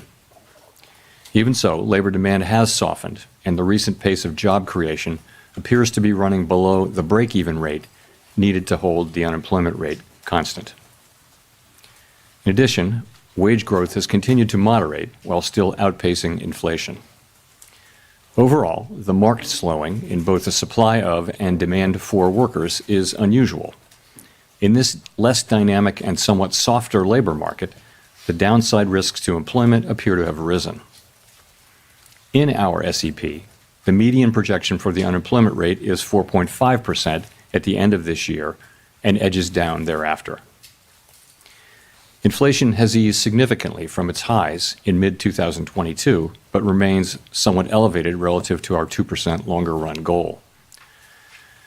Estimates based on the Consumer Price Index and other data indicate that total PCE prices rose 2.7% over the 12 months ending in August, and that, excluding the volatile food and energy categories, core PCE prices rose 2.9%. These readings are higher than earlier in the year as inflation for goods has picked up. In contrast, disinflation appears to be continuing for services. Near-term measures of inflation expectations have moved up, on balance, over the course of this year on news about tariffs, as reflected in both market and survey-based measures. Beyond the next year or so, however, most measures of longer-term expectations remain consistent with our 2% inflation goal. The median projection in the SEP for total PCE inflation is 3.0% this year and falls to 2.6% in 2026 and to 2.1% in 2027. Our monetary policy actions are guided by our dual mandate to promote maximum employment and stable prices for the American people. At today's meeting, the committee decided to lower the target range for the federal funds rate by 1/4 percentage point to 4 to 4.25%, and to continue reducing the size of our balance sheet. Changes to government policies continue to evolve, and their effects on the economy remain uncertain. Higher tariffs have begun to push up prices in some categories of goods, but their overall effects on economic activity and inflation remain to be seen. A reasonable base case is that the effects on inflation will be relatively short-lived, a one-time shift in the price level. But it is also possible that the inflationary effects could instead be more persistent, and that is a risk to be assessed and managed. Our obligation is to ensure that a one-time increase in the price level does not become an ongoing inflation problem. In the near term, risks to inflation are tilted to the upside and risks to employment to the downside. a challenging situation. When our goals are in tension like this, our framework calls for us to balance both sides of our dual mandate. With downside risks to employment having increased, the balance of risks has shifted.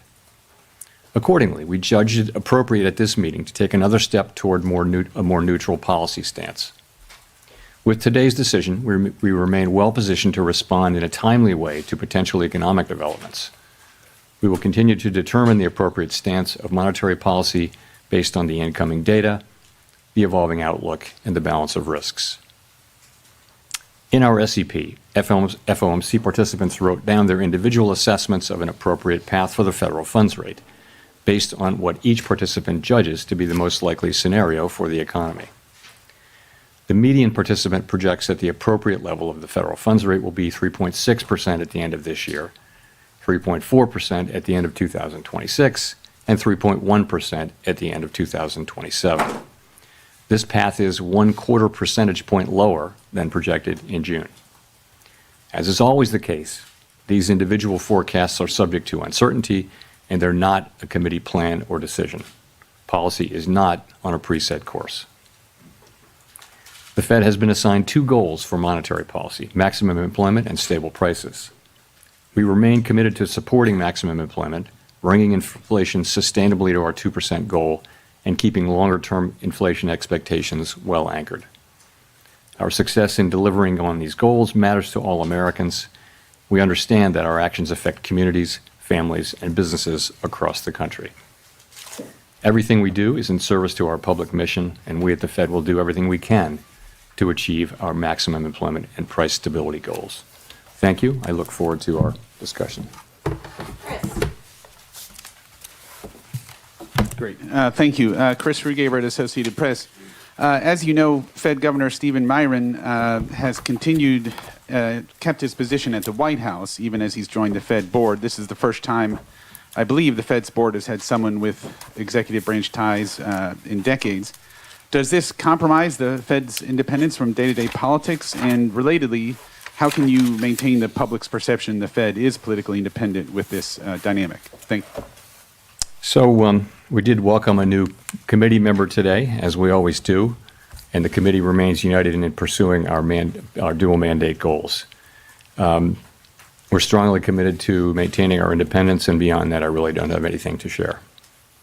Well, great. And then just as a quick follow-up, I'm sorry, can you and other Fed officials have spoken extensively about the impact of tariffs on inflation, although perhaps with many companies appearing to eat the tariffs, tariffs may be impacting the labor market and other parts of the economy instead.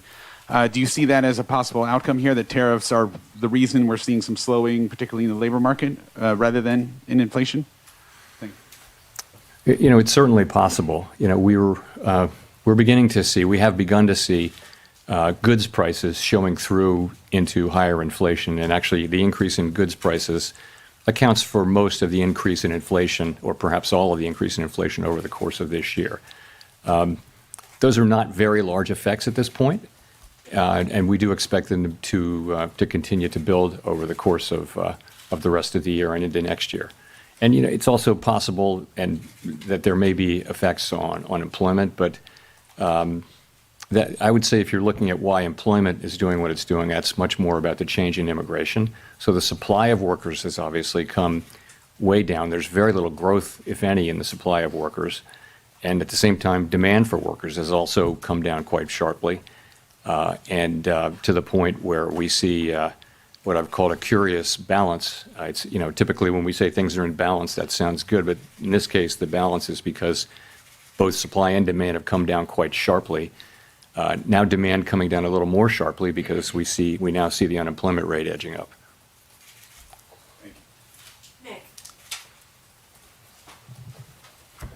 Nick Timmeros of the Wall Street Journal. Chair Powell, do economic conditions and the balance of risks no longer warrant a restrictive policy setting? So I don't think we can say that. What we can say is this, that over the course of this year, we've kept our policy at a restrictive level, and people have different views, but a clearly restrictive level, I would say. So, and we were able to do that over the course of this year because the labor market was in very solid condition with strong job creation and all those things. I think if you go back to April and now look at the revised job creation numbers for May, June, July, and August, I can no longer say that. So what that means is that the risks were clearly tilted toward inflation. I would say they're moving toward equality. Maybe they're not quite out of equality. We don't need to know that, but we do know that they've moved meaningfully toward greater equality, the risks between the two goals, and that suggests that we should be moving in the direction of neutral, and that's what we did today. Under what circumstances would a larger than 25 basis points rate cut be warranted? And how seriously was that option entertained at your meeting this week? There wasn't widespread support at all for a 50 basis point cut today. You know, I think we've done very large rate hikes and very large rate cuts in the last 5 years, and you tend to do those at a time when you feel that policy is out of place and needs to move quickly to a new place. That's not at all what I feel certainly now. I feel like our policy has been doing the right thing so far this year. I think we were right to wait and see how tariffs and inflation and the labor market evolved. I think we're now reacting to the much lower level of job creation and other evidence of softening in the labor market, and saying, well, those risks are maybe not fully balanced, but moving in the direction of balance now, and so that warrants a change in policy. Colby Smith with the New York Times. Should we be viewing today's cut as the committee taking out some insurance against the possibility that the labor market is at risk of weakening? Or is it the committee's view that the dynamics of a downturn are already in place? I guess I'm just trying to square the shift in the rate forecast in the SEP towards more cuts than just 3 months ago, with the fact that the forecast for unemployment didn't change. Yeah, I think you could think of this in a way as a risk management cut, because if you look at the SEP, actually, the projections for growth this year and next actually ticked up just a little bit, and inflation and unemployment didn't really move much. So what's different now? What's different now is that you see a very different picture of the risks to the labor market. You've seen, we were looking at 150,000 jobs a month at the time of the last meeting, and now we see the revisions and we see the new numbers. And I don't want to put too much emphasis on payroll job creation, but it's just one of the things that suggests that the labor market is really cooling off. And that tells you that it's time to take that into account in our policy. So just looking at the SEP, once again, the median participant has inflation higher than previously expected by the end of next year, and the Fed not getting back to the 2% target until 2028. So I guess I'm just wondering how you characterize the risk to price pressures of kicking off a series of cuts at this point. Yeah, so I would look at it this way. We fully understand and appreciate that we need to remain fully committed to restoring 2% inflation on a sustained basis, and we will do that. At the same time, we've got to weigh the risks to the two goals. And I would say since April, to me, the risks of higher and more persistent inflation have probably become a little less. And that's partly because the labor market has softened, GDP growth has slowed. So I would just say that the risks there have been less than one might think. And in terms of the labor market, what we're seeing is unemployment is still low. It's still a relatively low rate, but we're seeing downside risks.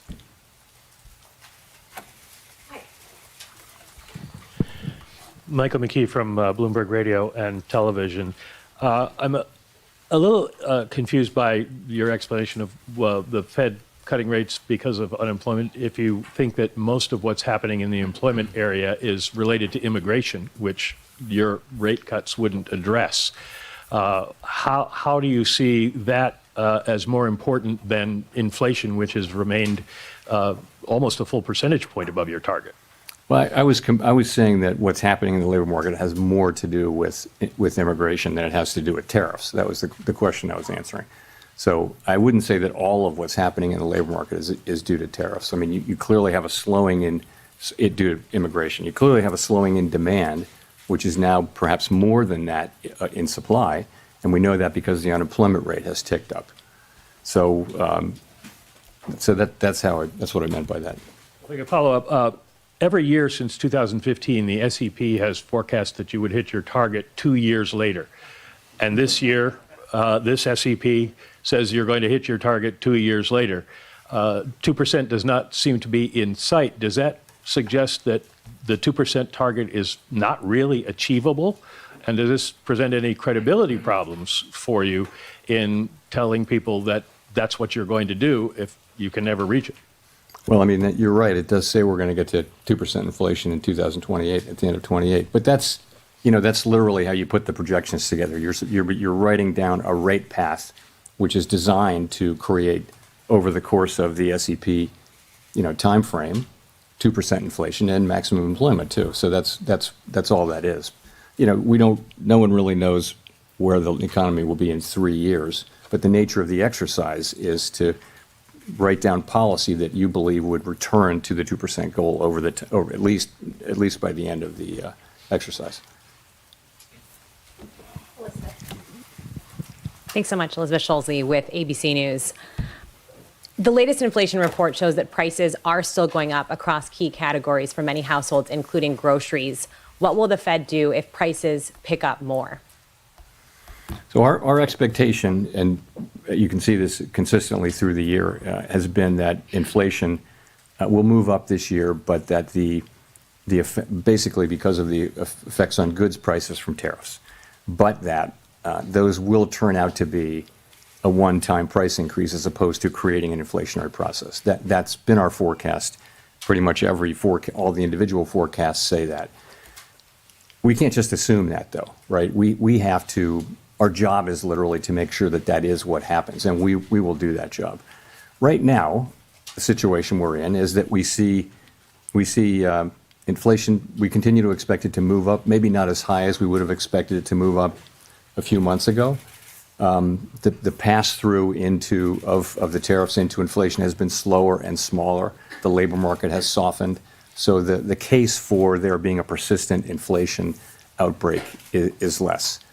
And so that's why we think it's time for us really to acknowledge that the risks to the other mandate have grown and that we should move in the direction of neutral. So what will we do? We'll do what we need to do, but we have two mandates and we try to balance them. For a long time, our framework says that when our two goals are in tension, this is quite an unusual situation. How do we decide what to do? Because our tools can't do two things at once. What we do is we ask which is farther from, how far is each from the goal and how long is it expected to get to the goal? So, and then we think about those things and we see, as I mentioned, our policy had been really skewed toward inflation for a long time, really. Now we see that there's downside risk clearly in the labor market, and so we're moving in the direction of more neutral policy. How concerned are you about the slowdown in the jobs market for households at home, especially younger Americans struggling to land a job? So it's an interesting labor market, and obviously we think it's appropriate that we reduce our rates so that we become more neutral, which presumably will be better for the labor market. You see people who are sort of more at the margins, so kids coming out of college and younger people, minorities are having a hard time finding jobs. The overall job finding rate is very, very low. However, the layoff rate is also very low. So you've got a low firing, low hiring environment, and the concern is that if you start to see layoffs, the people who are laid off there won't be a lot of hiring going on. So that could very quickly flow into higher unemployment. In a healthier economy, healthier labor market, there would be jobs for those people. But now the hiring rate is very, very low. So that's been a growing concern over the last few months. And it's one of the reasons why we think it's appropriate that we begin to shift our policy focus toward a more balanced one.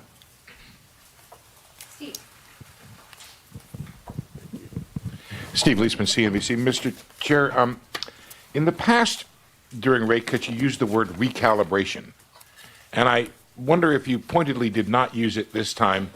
And in fact, when you said policy is not on a preset course, did you mean that as sort of the opposite of recalibration? Are we meeting to meeting, data point by data point? Are we in the process here of getting back to neutral? Thank you. So I think we're in a meeting by meeting situation. We're going to be looking at the data. Let me say a word about the SEP really here. So we often point this out. What the SEP is it's an accumulation of the individual projections of 19 people, showing what they believe at a particular moment in time to be the most likely path for the economy and thus the appropriate path for monetary policy as well. And as you know, we don't debate or try to agree on what that is. We just write them down and accumulate them. We do sometimes discuss them. And so we always say we're not on a preset path, and we really mean that. The actual decisions we make are going to be based on the incoming data, the evolving outlook, and the balance of risks at the time the decisions are actually made. So you will have seen that we have 10 participants out of 19 who wrote down 2 or more cuts for the remainder of the year, and 9 who wrote down fewer than, in fact, in a good number of cases, no more cuts. So rather than looking at this as certainty, I would encourage people, as always, to look at the SEP as through the lens of probability. And so there are different possible outcomes and likelihoods rather than this one is certain and this one isn't happening. So that's what I would say. Thank you for getting to my follow-up question, which was, is the dispersion in the outlook a sign of uncertainty of policy in the meetings to come? Thank you. You know, it is such an unusual situation. Ordinarily, when the labor market is weak, inflation is low. And when the labor market is really strong, that's when you got to be careful about inflation. So we have a situation where we have two-sided risk. And that means there's no risk-free path. And so it's quite a difficult situation for policymakers. And it's not at all surprising to me that you have a range of views. It's not so much about having different views for the path of the economy, but it's partly that. But it's also partly about what's the right thing to do in light of the tension between the two goals. How do you weight them? How worried are you about one versus the other? And so it's natural. I think it would actually be surprising if you didn't have a pretty wide range of views based, in this kind of highly unusual situation, and we do. So, but we get together, we discuss, we have a great discussion, and then we decide what to do and we act. But you're right that it's a wide dispersion of views, and I think that's understandable and natural in the current situation.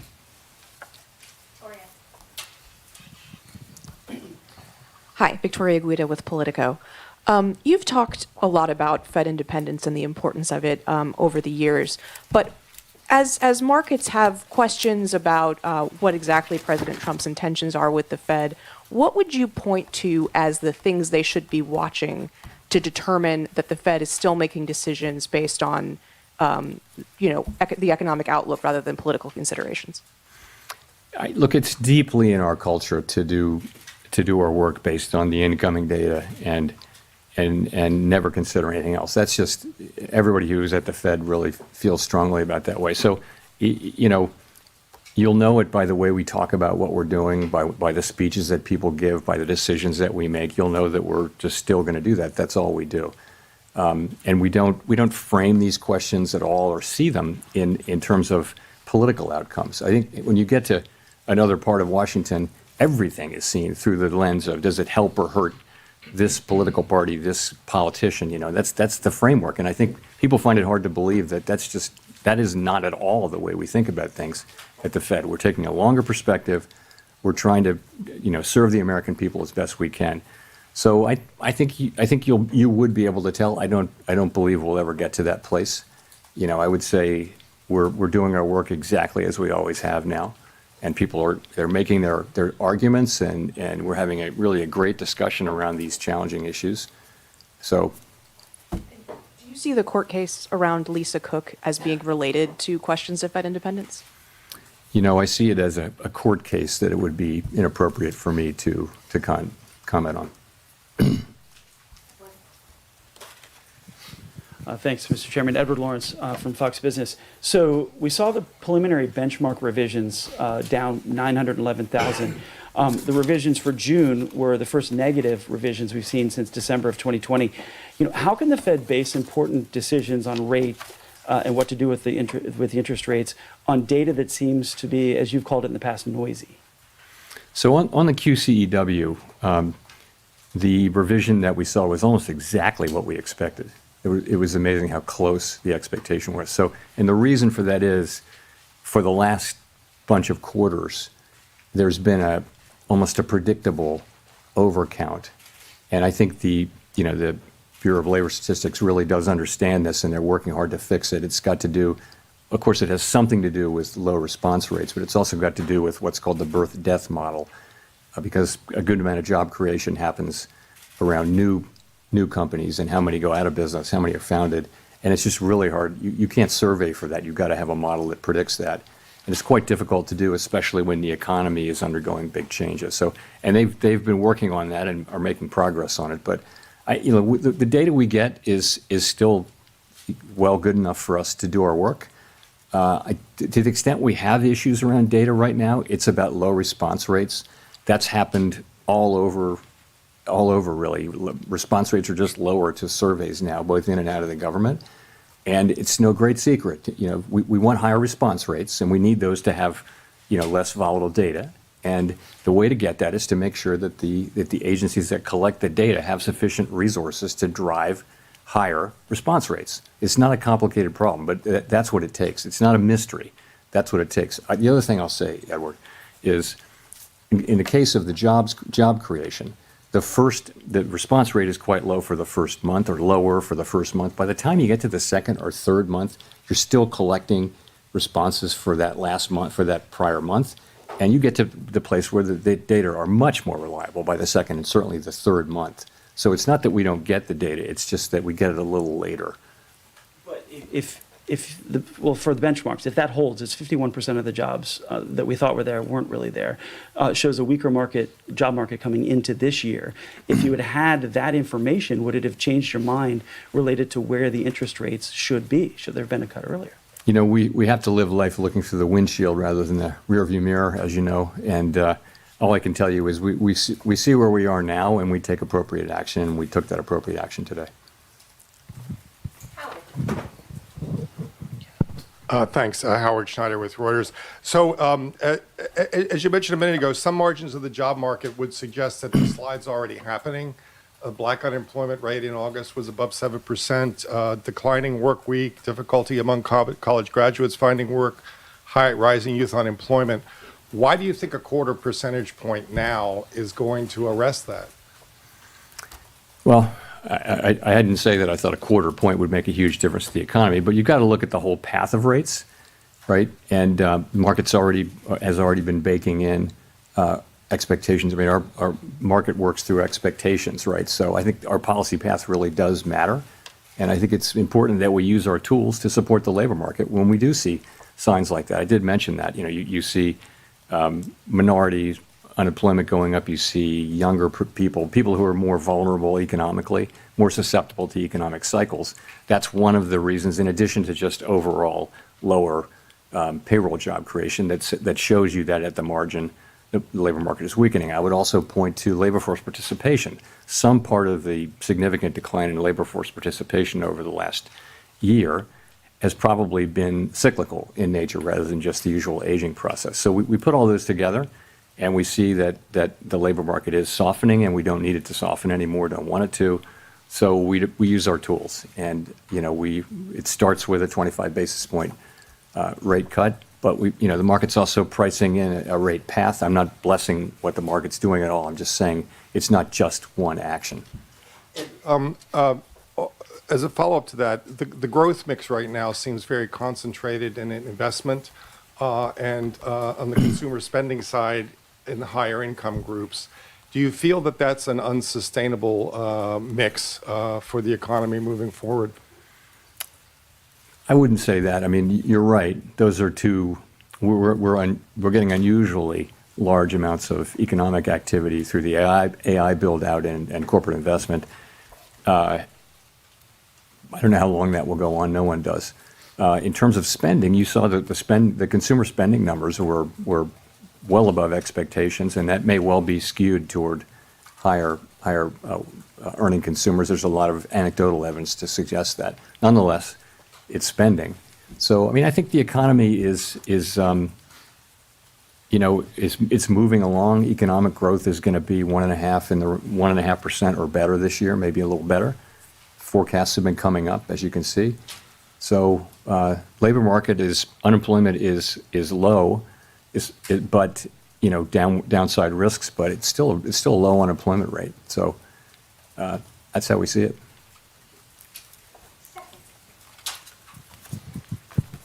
Hi, Stephanie Rule, MSNBC.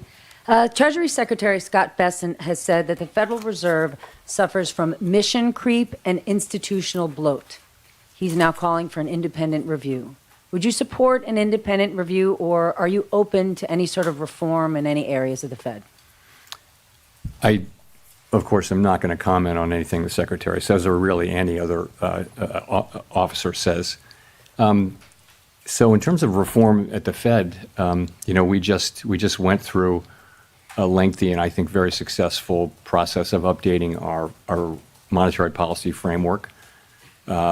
I would say there's a lot of work going on behind the scenes around the assets we have in the Federal Reserve Federal Reserve system and at the board. Are they the right size? We're actually going through a 10% headcount reduction through the whole Fed, including the board and all the reserve banks. The employment at the Fed at the end of that will be basically at the same level it was more than 10 years ago. So we will have had zero job growth for more than a decade when we're finished with that, and I think we'll probably do more than that. So I think we're certainly open to constructive criticism and ways to do our jobs better. But not an independent review? We're certainly open to always trying to do better. Neil. Mr. Chairman, Neil Irwin with Axios. There's been some debate lately on whether AI is already starting to affect the labor market in terms of lower labor demand, higher productivity by contrast. Do you buy that? And if that is true, does that have implications for the monetary policy setting? So there's great uncertainty around that. I think my view, which is also a bit of a guess, but widely shared, I think, is that you are seeing some effects, but it's not the main thing driving it. And so particular focus on young people coming out of college. And yeah, there may be something there. It may be that companies or other institutions that have been hiring younger people right out of college are able to use AI more than they had in the past. That may be part of the story. It's also part of the story, though, that job creation more broadly has slowed down. The economy has slowed down. And so it's probably a number of things. But yeah, it's probably a factor. Hard to say how big it is.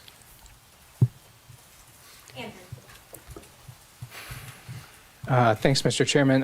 What evidence do you see of tariffs showing up in inflation? Well, if you can take goods, just sort of the broad goods category, and last year, goods inflation was negative. If you go back 25 years, that was the typical thing, was that goods inflation was, goods prices generally went down, even adjusting for quality. So that was not the case during the pandemic, of course. Goods inflation went very high, but we had essentially returned to zero or slightly negative inflation. Now, I think goods inflation over the course of the past year is 1.2%, which doesn't sound like a lot, but it's a big change. So we think, analysts have different views, but we think it's contributing, 0.3 or 0.4 or something like that to the current core PCE inflation reading, which is 2.9%. So it's contributing. What seems to be happening is that, the tariffs are mostly not being paid by exporters, mostly being paid by really the companies that sit between the exporter and the consumer. So if you buy something and you sell it through retail or you use it to make a product, you're probably taking a lot of those costs on and not able to pass it fully along to the consumer yet. That appears to be what we're seeing. All of those companies and entities in the middle, they'll tell you that they have every intention of passing that through in time, but they're not doing that now. To the consumer, the pass-through has been pretty small. It's been slower and smaller than we thought. But the evidence is it's very clear that there's some pass-through. I also wanted to ask if you could share with us the conditions under which you might consider leaving the Fed in May. I have nothing new on that for you today.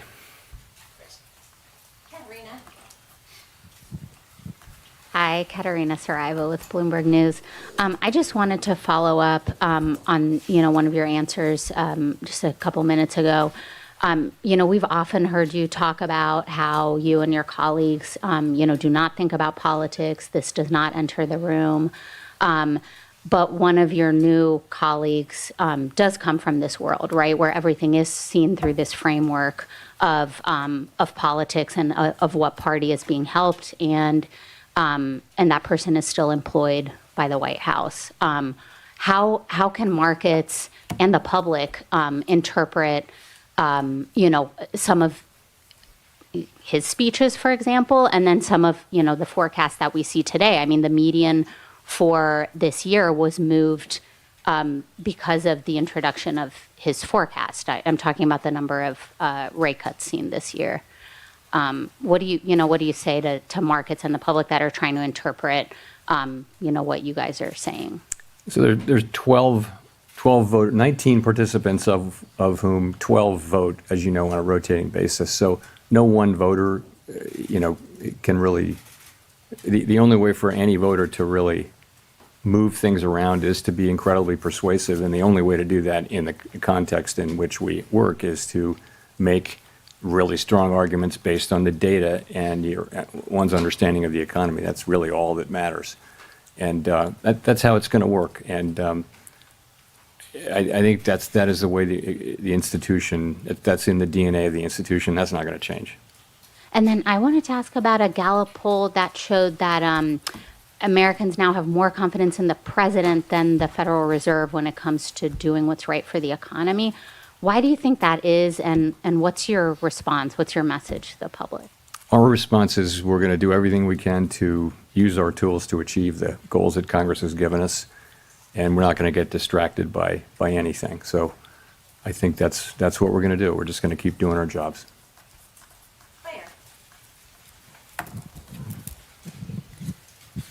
Claire Jones, Financial Times.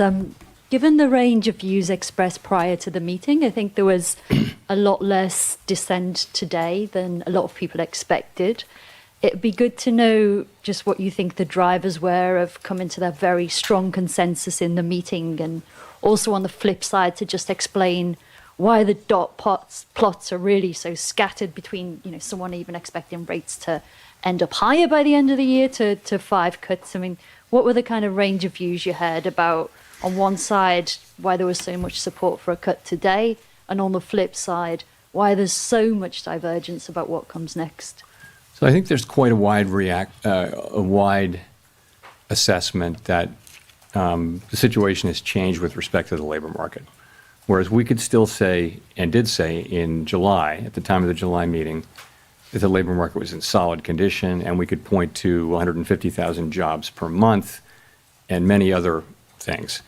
I think that the new data that we've had, and it's not just payrolls, it's other things as well, suggests that there really is meaningful downside risk. I said there was downside risk then, but I think that downside risk is now a reality, and there's clearly more downside risk. So I think that's broadly accepted.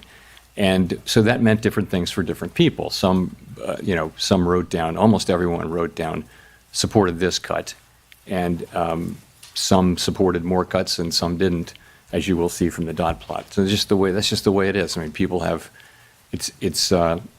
you have people who take this work very seriously, think about it all the time, do their work, discuss it with our colleagues. We endlessly discuss this between ourselves, and then we have a meeting where we put it all out on the table, and this is what you get. And you're right, there's a range of views in the dots, and I think that's, like I said, very unsurprising given the quite unusual, historically unusual nature of the challenges that we face.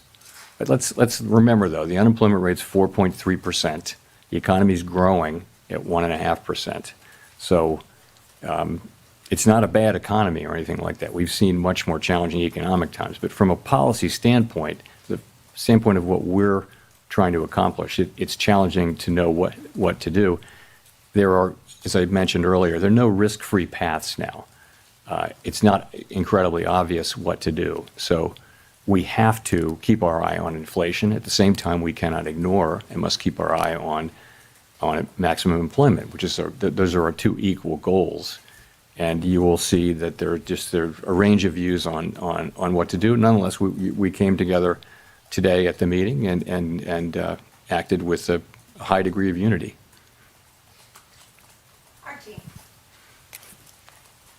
Thank you. Archie Hall from The Economist. You mentioned earlier that job creation was running below your guess at its break-even rate. I'd be curious to hear a bit more about that and where you think the break-even rate is.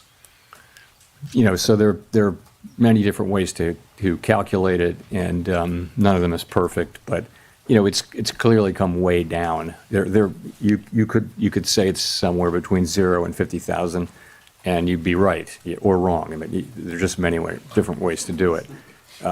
So wherever it was, 150,000, 200,000 a few months ago, it's come down quite significantly, and that's because a very lower amount of people are joining the labor force. The labor force really not growing much at this point, and that's a lot of where the supply of labor was coming from over the last 2 or 3 years. So we're not getting that now. We've got much lower demand. It's interesting that supply and demand have really come down together so far, except now we do have unemployment ticking up just one tick outside of the range where it's been for a year. 4.3% is still a low level, but I think this speedy decline in both supply and demand has certainly gotten everyone's attention. Follow up, if I may. You mentioned the downside risk to employment a fair amount, but it's striking that measures of kind of activity and output for the third quarter, those that we have, seem pretty strong. The Atlanta Fed's GDP now is very strong. You mentioned strong PCE numbers as well. How do you square those things? Is there a chance actually could be upside risk to the labor market if those activity measures are right? Well, that would be great. We'd love that to happen. So I don't know that you see a big tension there, but it's gratifying to see that economic activity is holding in, and it's a good bit from consumption. It looks like consumption was stronger than expected, what we got earlier this week, I guess. And also we're getting, a fairly narrow sector is producing a lot of economic activity, which is the AI build out and business investment. So we watch all of it, and I would say we did move up. The median for growth for this year actually moved up in the SEP between the June and September SEPs. So, and really the inflation and labor market didn't change much. It's really the risks that we're seeing to the labor market that were the focus of today's decision. Nicole. Hi, Nicole Goodkind with Barron's. Thank you for taking my question. Given the cumulative impact of high interest rates on the housing sector, I'm wondering how concerned you are that current rate levels are exacerbating housing affordability issues and potentially hindering household formation and wealth accumulation for a segment of the population? Housing is an interest-sensitive activity, so it's at the very center of monetary policy. When the pandemic hit and we cut rates to zero, the housing companies were incredibly grateful, and it was really, they said that was the only thing that kept them going, was that we cut so aggressively and provided credit and things like that, and they were able to finance because we did that. The other side of that is when inflation gets high and we raise rates, and you're right, it does burden the housing industry, and so rates have come down a bit, and as that happens, we don't set mortgage rates, but our policy rate changes do tend to affect mortgage rates, and that has been happening, and that'll of course raise demand. Lower borrowing rates for builders will help, builders will help supply, and so some of that should happen. I think most analysts think that it would have to be pretty big changes for it to matter a lot big changes in rates to matter a lot for the housing sector. And the other thing is by achieving maximum employment and price stability, that's a strong economy. That's a good economy for housing. And then the last thing I'll say is, there's a deeper problem here. There's not a cyclical problem that the Fed can address, and that just is a pretty much nationwide housing shortage. Or a lot of places in the country just don't have enough enough housing for people. And you know, all of the areas around metropolitan areas like Washington, for example, are very built up, and so you're having to build farther and farther out, and so that's where it is. And just a quick follow-up. During the last SEP, or the press conference following the last SEP, you seemed to indicate that policymakers lacked conviction about their projections, and I'm wondering if you still feel that way. You know, forecasting is very difficult even in placid times. And as I've mentioned before, forecasters are a humble lot with much to be humble about. So I think right now is a particularly challenging time, even more uncertain than usual. And so I don't know any forecaster anywhere, really. Ask any of the forecasters whether they have great confidence in their forecast right now. I think they'll honestly say no.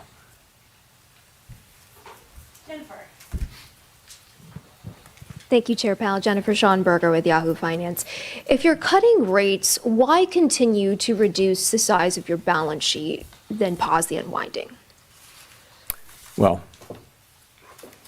I think we're cutting the size of our balance sheet quite marginally now. As you know, with the balance sheet, we're still in an abundant reserves condition, and we've said that we would stop somewhat above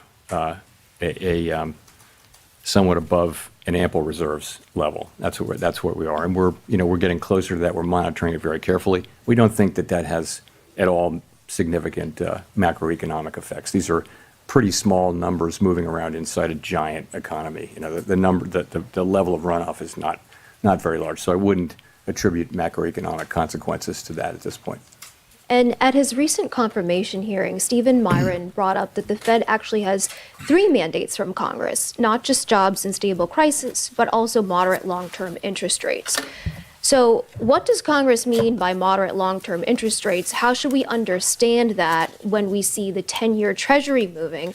And how do you think about this part of the mandate when policy choices like rate cuts or balance sheet reductions affect the long end of the yield curve? So we always think of it as the dual mandate, maximum employment and price stability, for a long time, because we think moderate long-term interest rates are something that will result from stable inflation, low and stable inflation, and maximum employment. So we haven't thought about that for a very long time as a third mandate that requires independent action. So that's where that is. And there's no thought of, as far as I'm concerned, there's no thought of considering that, considering that we somehow incorporate that in as something in a different way.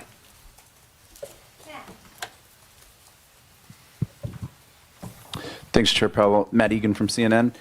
We recently learned that average FICO credit scores are down this year by 2 points, the most since 2009 during the Great Recession, and delinquencies are high for car loans, personal loans, credit cards.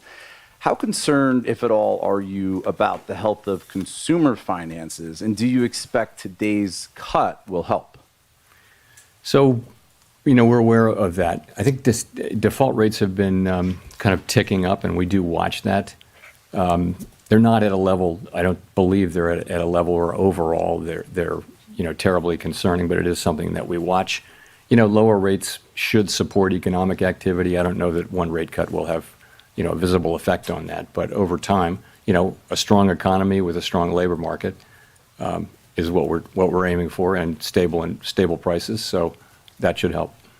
Just to follow up, this rate cut is coming at a time when the stock market is at or near all-time highs, and some valuation metrics are elevated historically.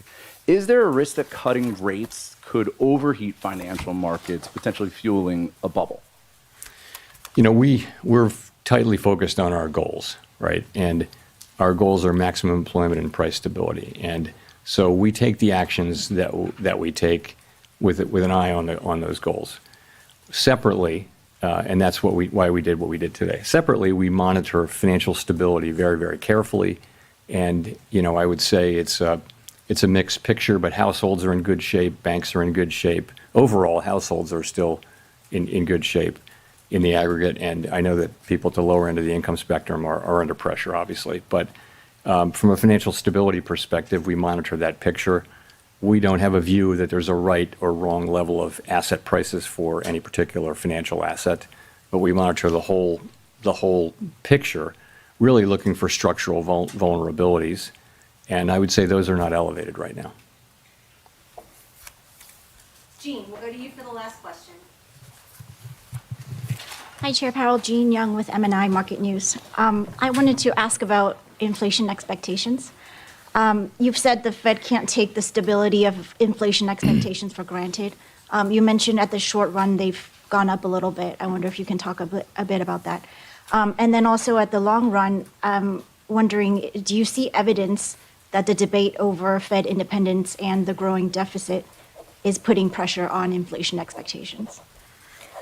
So as you said, shorter-term inflation expectations have tended to respond to near-term inflation. So if inflation goes up, inflation expectations will predict that it takes just a little while to get back down. Fortunately, throughout this period, longer-term inflation expectations, both break even in the markets and almost all of the longer-term surveys, Michigan being a bit of an outlier lately, have been just rock solid in terms of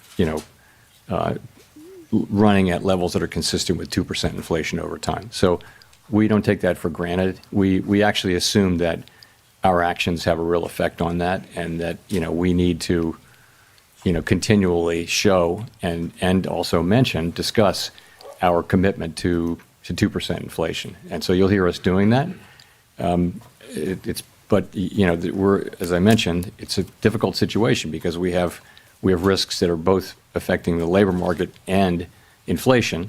Those are our two goals, and so we have to balance those two. When they're both at risk, we have to balance them, and that's really what we're trying to do. Your latter part of your question was about independence. I don't see market participants. I don't see that that's something they're factoring in right now in terms of setting interest rates. Thanks very much.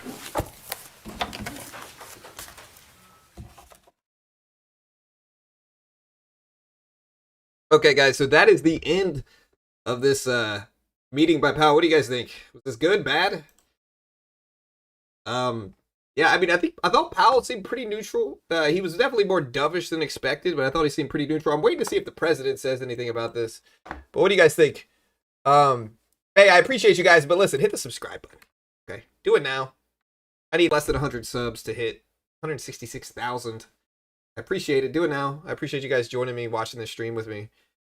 And if you want to help support the channel, check out TopStep. They're a sponsor of mine. I'm biased, of course, but genuinely useful for traders. They give you a 50K demo, 100K demo, 150K demo. It's $50 a month for the base one. If you pass it, you get a 50K funded account, 90% split. If you fail it, you lose $50. It's the best of both worlds. The 90% split, similar to funding your own account. If you fail, $50 versus thousands. When most people have to deposit money to learn to trade, they lose thousands of dollars most of the time. And so it limits your risk, similar reward to funding your own account. Great way to learn. In futures, there's no PDT rule, gets you around the PDT rule as well. They pay out millions, fund thousands. They also have their back to funded option. Again, they're a sponsor of mine. I'm biased. Genuinely useful. Traders, genuinely useful. I'll put the link up if you want to help support the channel. No PDT rule here. And again, to get you around this. Understand all this stuff on screen before. I can't guarantee anything. I'm not an investment professional. I'm not liable. If you lose, half the time I have no idea what I'm talking about. I might be wildly wrong about anything and everything I say, so definitely don't copy me. I don't even know what financial advice is, but I definitely don't give it here. Understand all this stuff. If you want to check it out, there's the link. I'll pin it to the top of the chat. And, yeah. See what we get. NASDAQ's rip it up here, though. Let's see if we get over this high right here. This is the high from the FOMC decision. The FOMC decision came out right here. Let's see if we can break that high. Hey, thank you, Lee. Shout out to Five Guys, Burgers and Fries. I see you guys talking with me about it here. I'm starving. My son better not have eaten all the fries. He's been sneaking in there and grabbing a handful every freaking hour or two. The last 24 hours. They give you a lot of fries, but I don't know if they gave me enough yesterday. We'll see. And, yeah, markets rip it up, honestly. They get big range sideways is what I thought, and I think that's what we're still going to get. I mean, number one, what we see here from this Fed decision and meeting, we see slightly dovish Powell. We see Powell still fears inflation, of course, which is why I said slightly dovish. We see they're recognizing and acknowledging the weakness in the labor market, which is why they chose to cut rates 25 basis points. They also said that these 25 basis points is probably just the start of the easing cycle, which I think made a lot of people optimistic. I think this is why markets rebounded back up so quickly, is because they essentially acknowledged that this is the start of a pivot easing cycle. And yeah, we might continue to cut rates. Again, I personally said this before. I'll say it again. I think we're going to do 25, 25, 25. I do not think we're going to cut 50 at all unless we get like big weakness in the labor market over the next 3 months, which, you know, is possible certainly, but I still think we're going to do 25, 25, 25. Let me know what you guys think. Hey,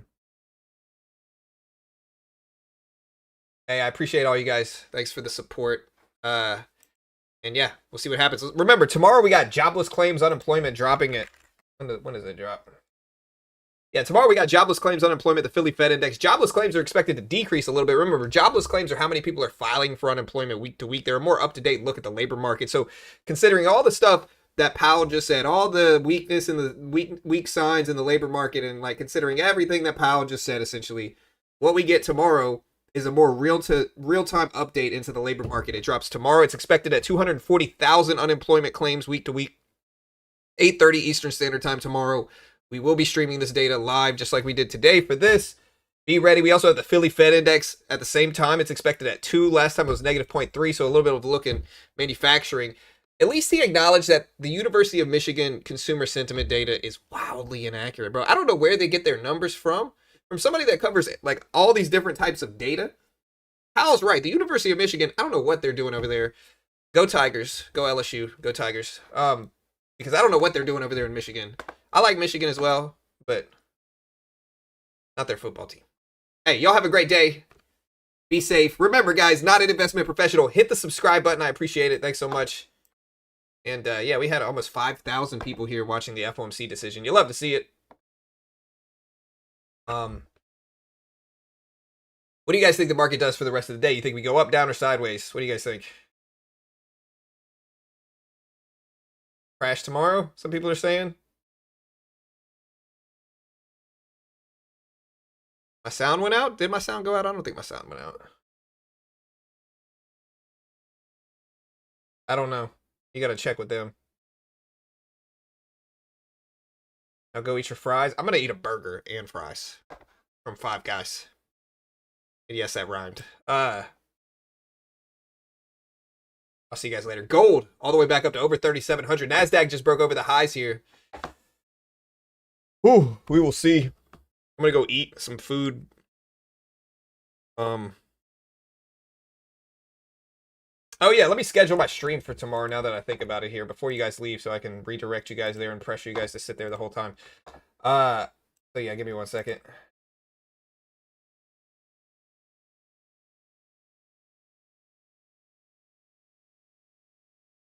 So